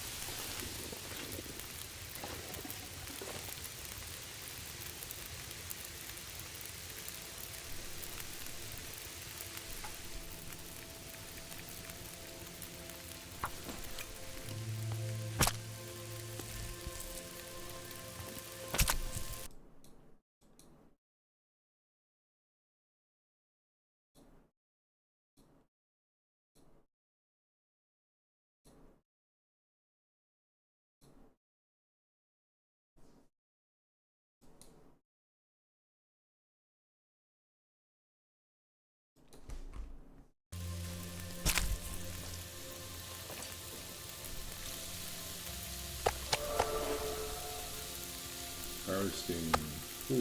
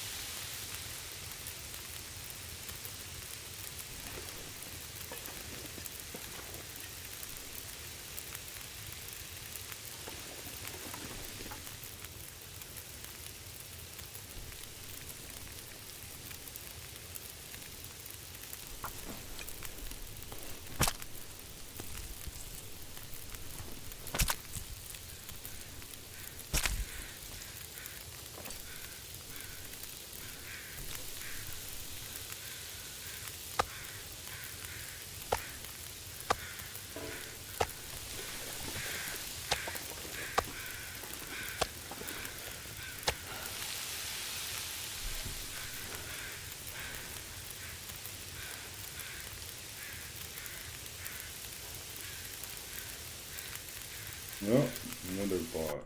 How many bots?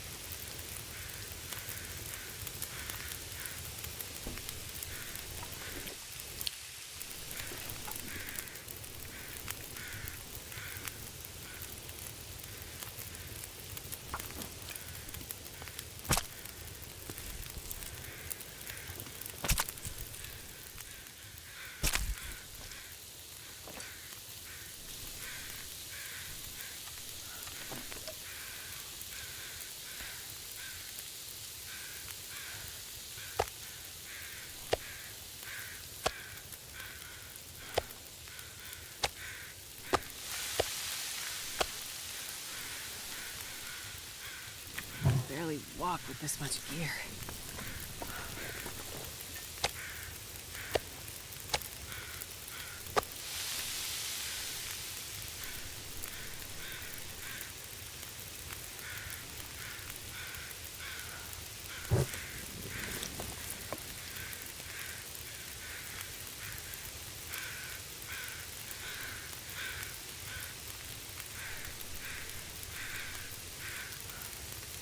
Yeah, I'm getting close to the end.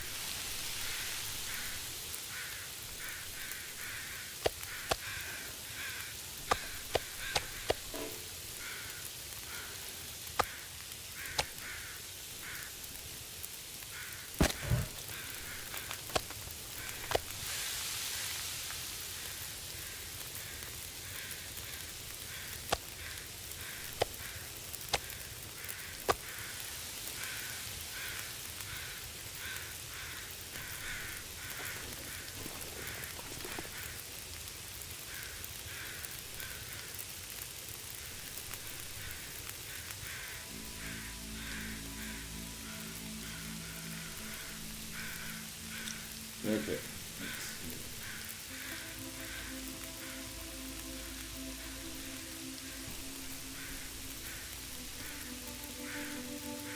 We're so close.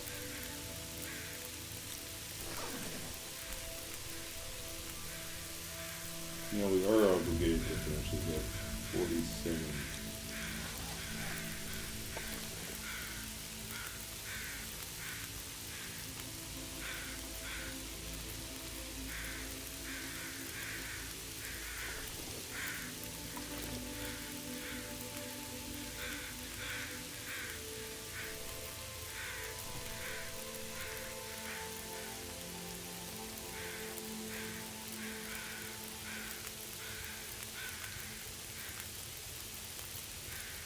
Oh, I'm starving. I guess we should eat something.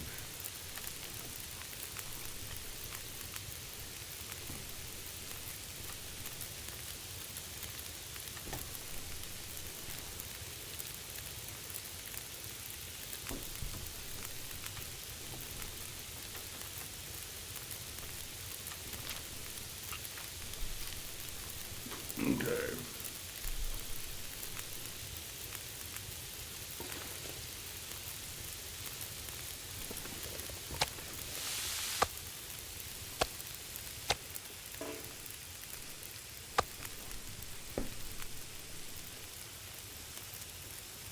Okay.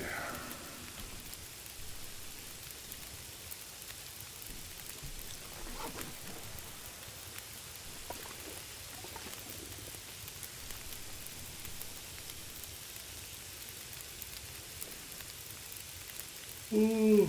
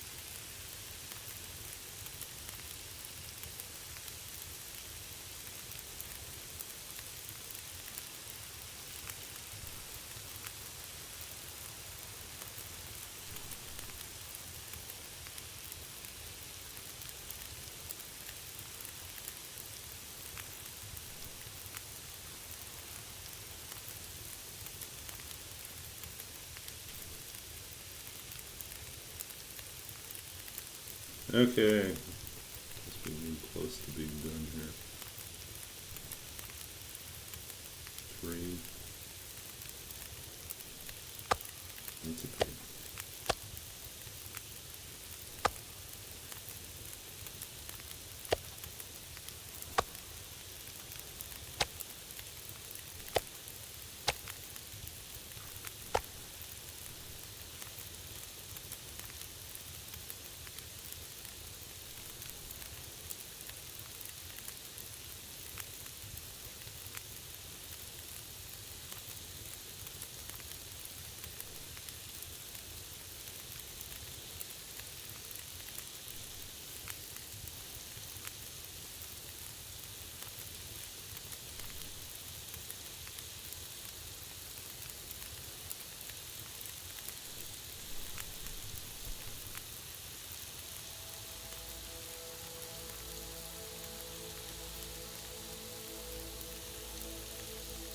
We're almost done.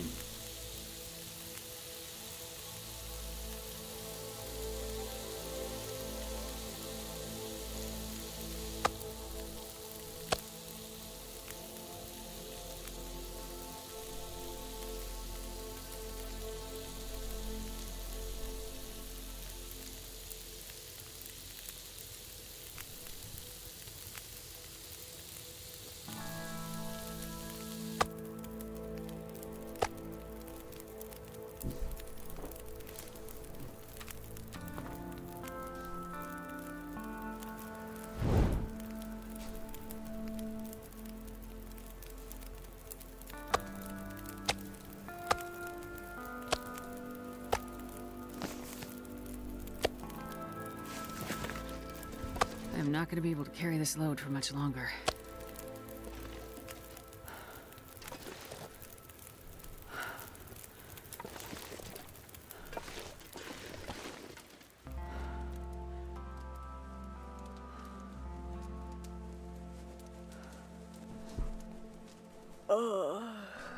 Okay.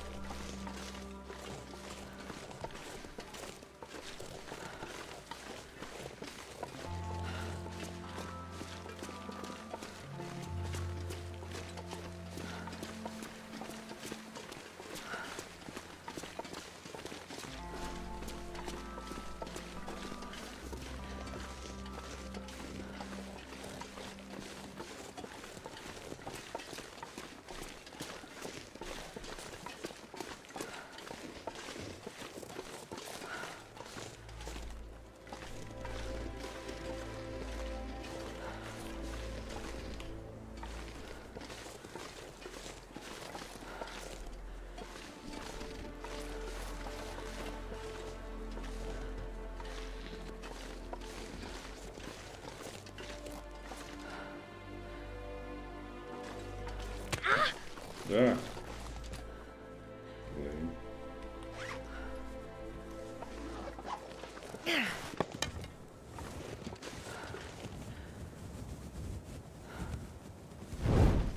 Okay.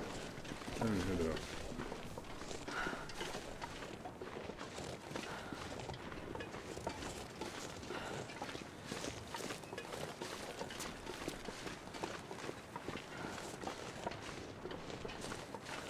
Oh boy. Tired. Slowing it down.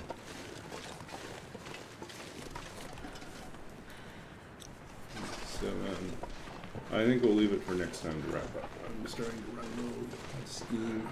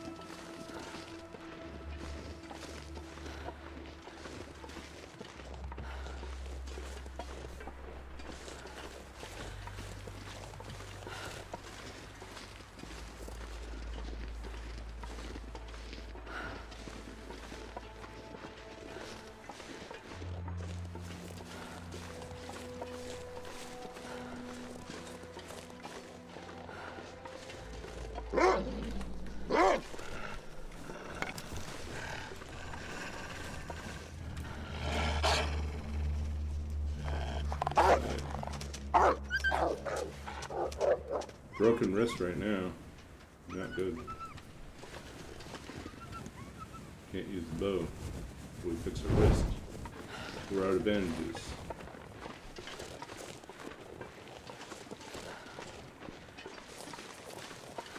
Luckily we had the flare gun.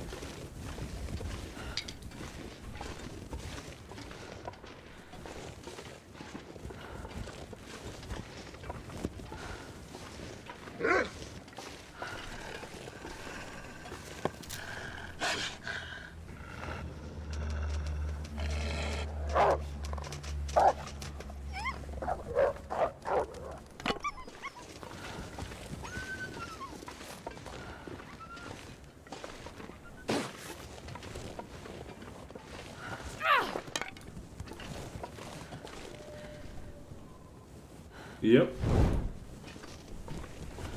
Yeah, it would be bad. That'd be really sad to lose the run right at the end doing that.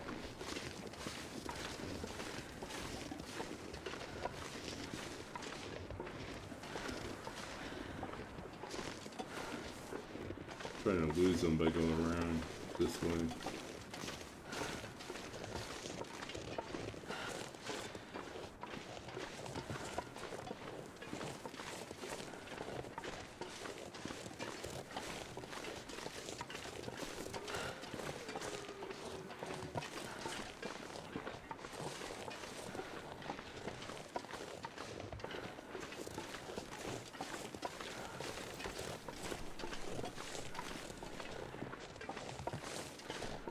We're so close to cooking 5. So close.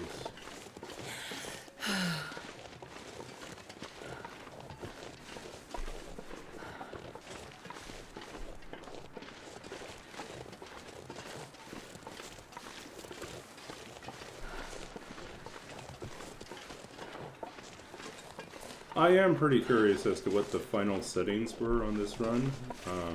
We'll find out at the very end.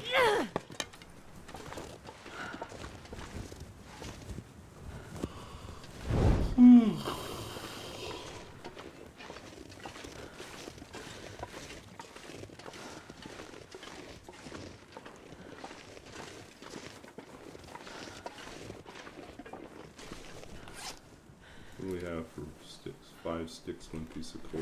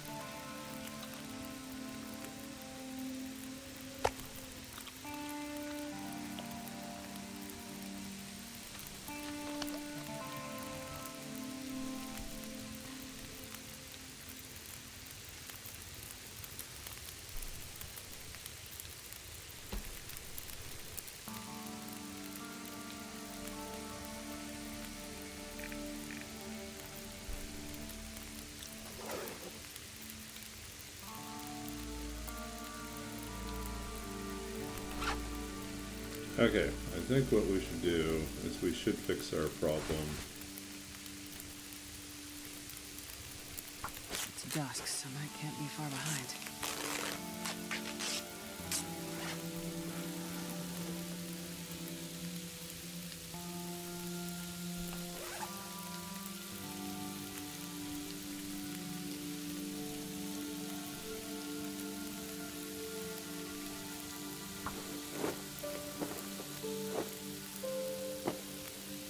Man, this pack is getting kind of heavy.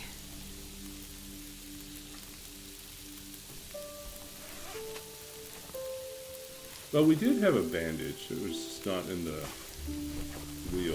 Oh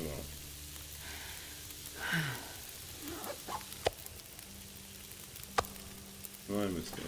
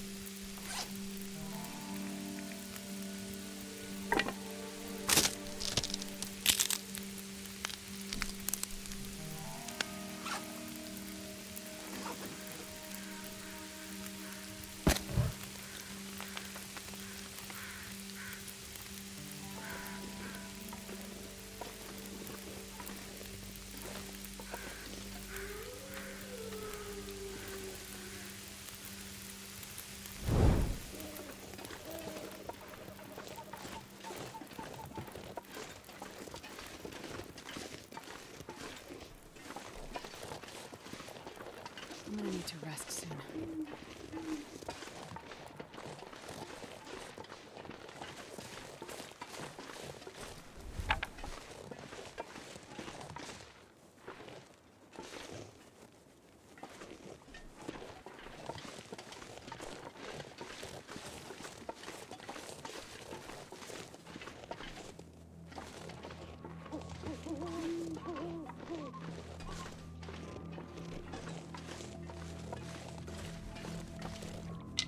Wonder if I can drop any of this gear.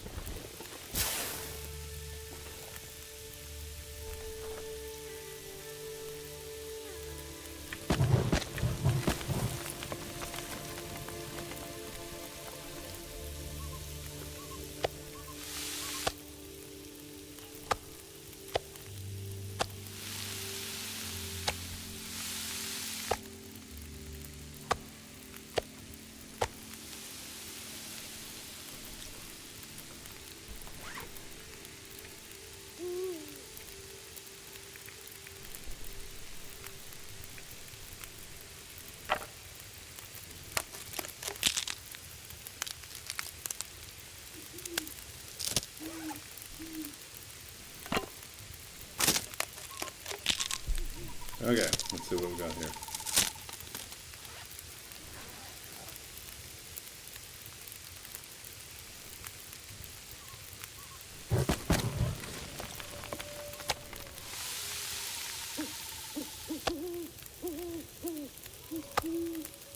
I'm not sure I can carry much more.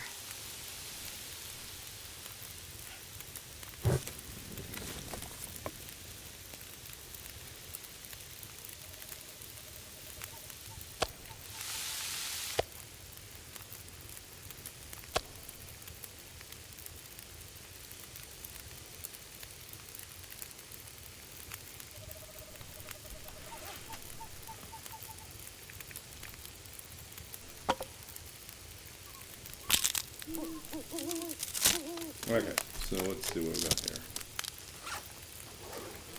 I think we'll use our flares to get through.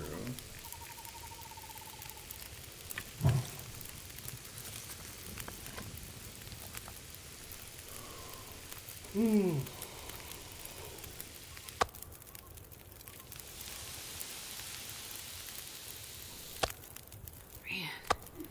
I am too tired to think straight.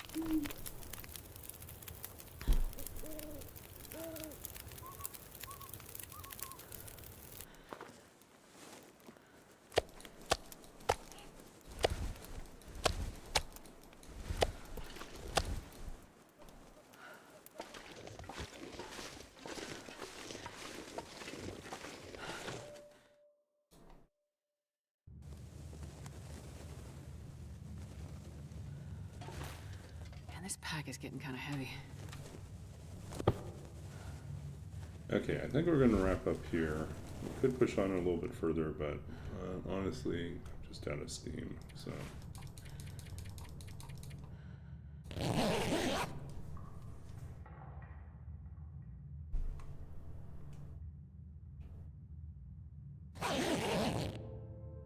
So next stream will be the official wrap up of this challenge and the launch of the new challenge. I will have to think about what the new challenge is going to be. I want to do something fun and probably something random. And I'm debating if it's going to involve spinning wheels. Maybe there's redeems for chat to spin new wheels every so often. We'll see.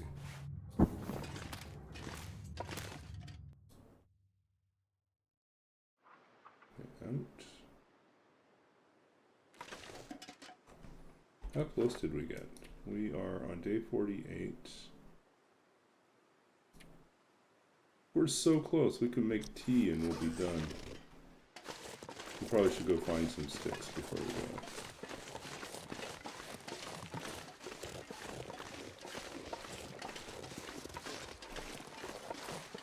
I wonder if I can drop any of this gear.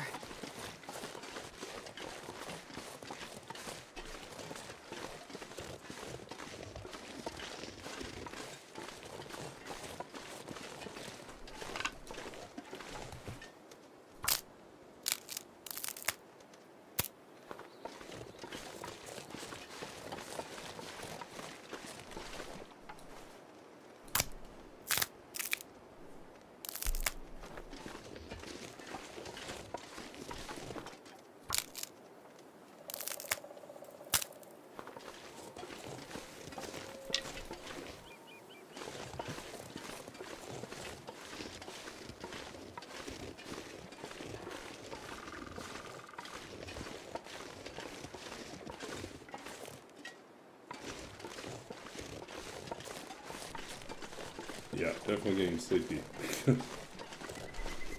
Running into walls. Okay, I think we should make a tea so we can break into cooking 5, and then we will head inside. Mark the end of our stream.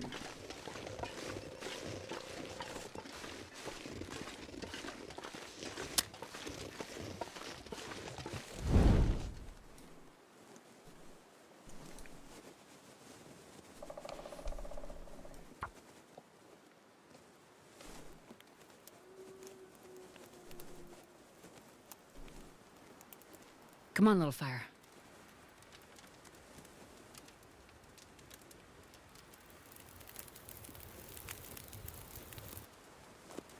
Oh, yeah. That's a good one.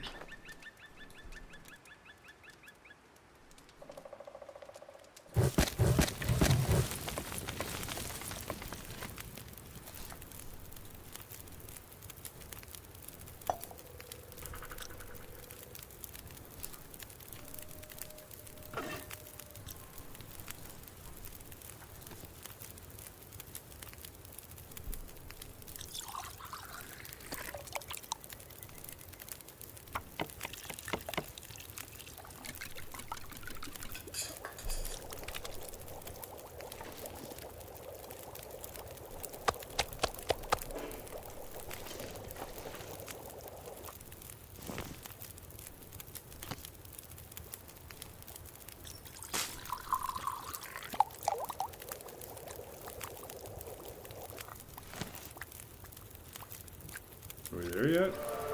Yay, cooking 5. We did it. We got to cooking 5 before day 50. I'm not sure I can carry much more.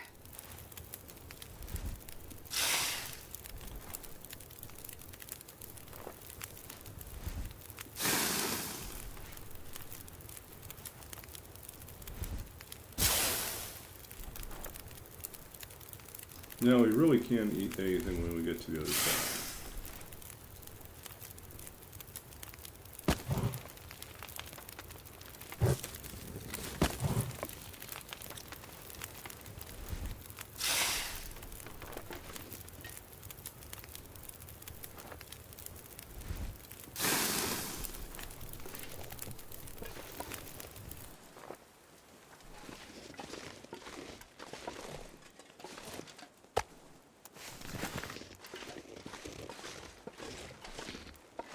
Okay, day 48. Let's update this for a second here.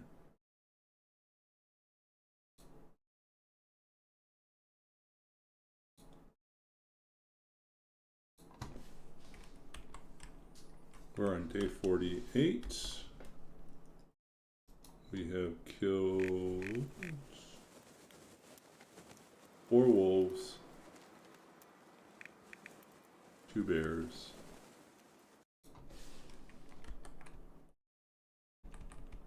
we took out 5 ptarmigan today.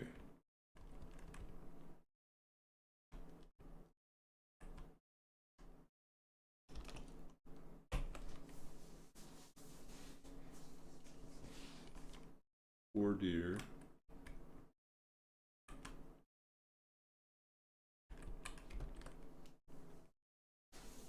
No moose.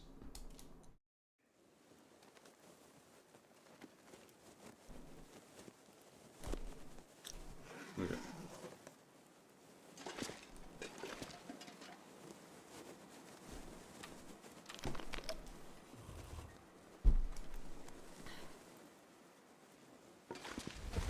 Nope. Man, this pack is getting kind of heavy. Okay, there we go. So we'll pick this up next time. Most likely it's going to be Tuesday night, I think, at this rate. By then we'll have figured out what our next challenge is going to be. Before we go, let's read one poem. Read something short, I think. Poem chooser. It's not short.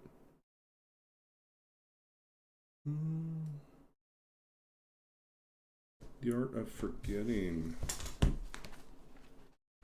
Could do that one. Yeah, I'll try the next one here.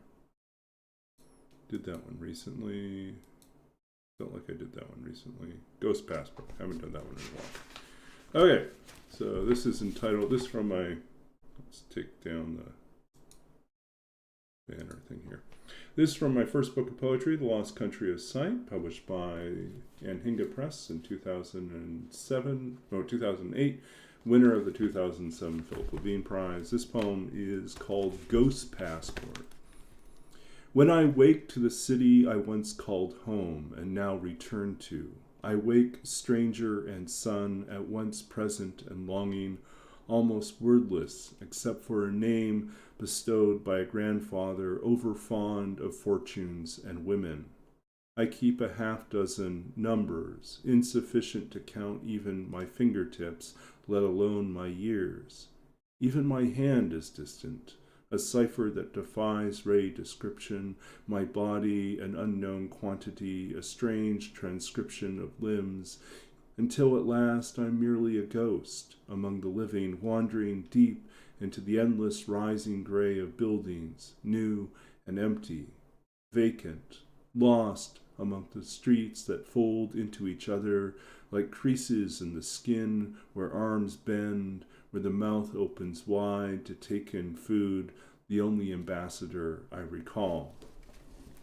So Ghost Passport is a poem about my, when I was 19, I returned to Taiwan and I spent 2 years there as a missionary for my church.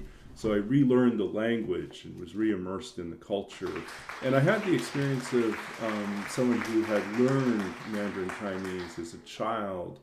We had lived there when I was 3.5, 4 years old, for about 7 or 8 months. And then during that time, I had forgotten all my English and learned Mandarin, immersed myself completely in Mandarin, attended a kindergarten class, learned multiplication tables in Mandarin, which apparently I hated. And then we headed back to Canada. And when I returned to Canada, I'd forgotten most of my Mandarin, and had switched back to English.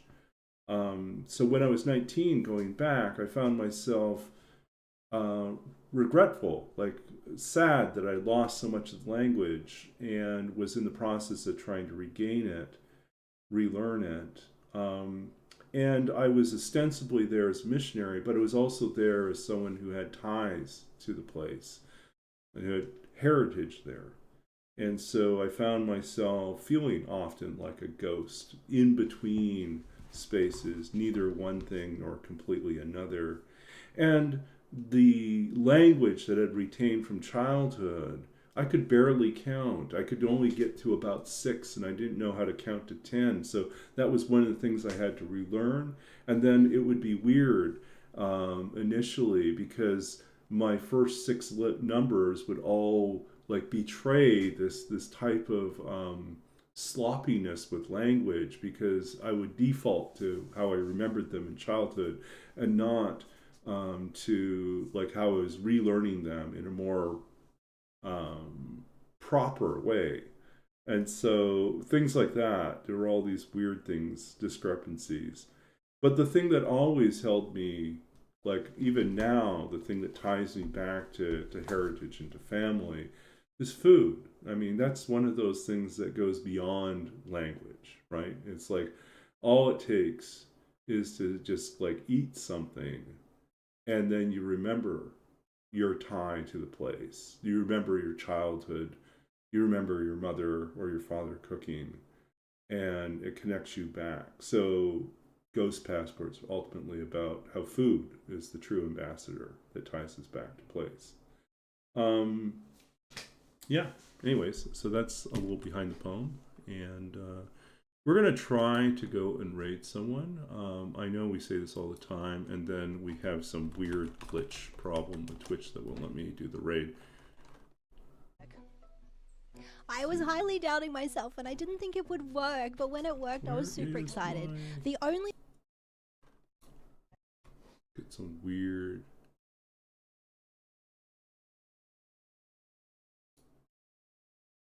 Okay, so what do we got here? We got a lot of people I don't know.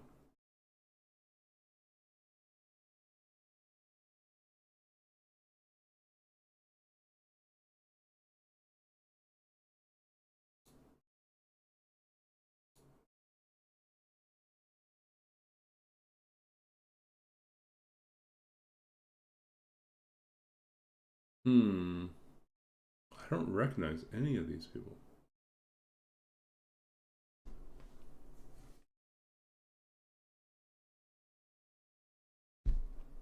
$500-day stalker?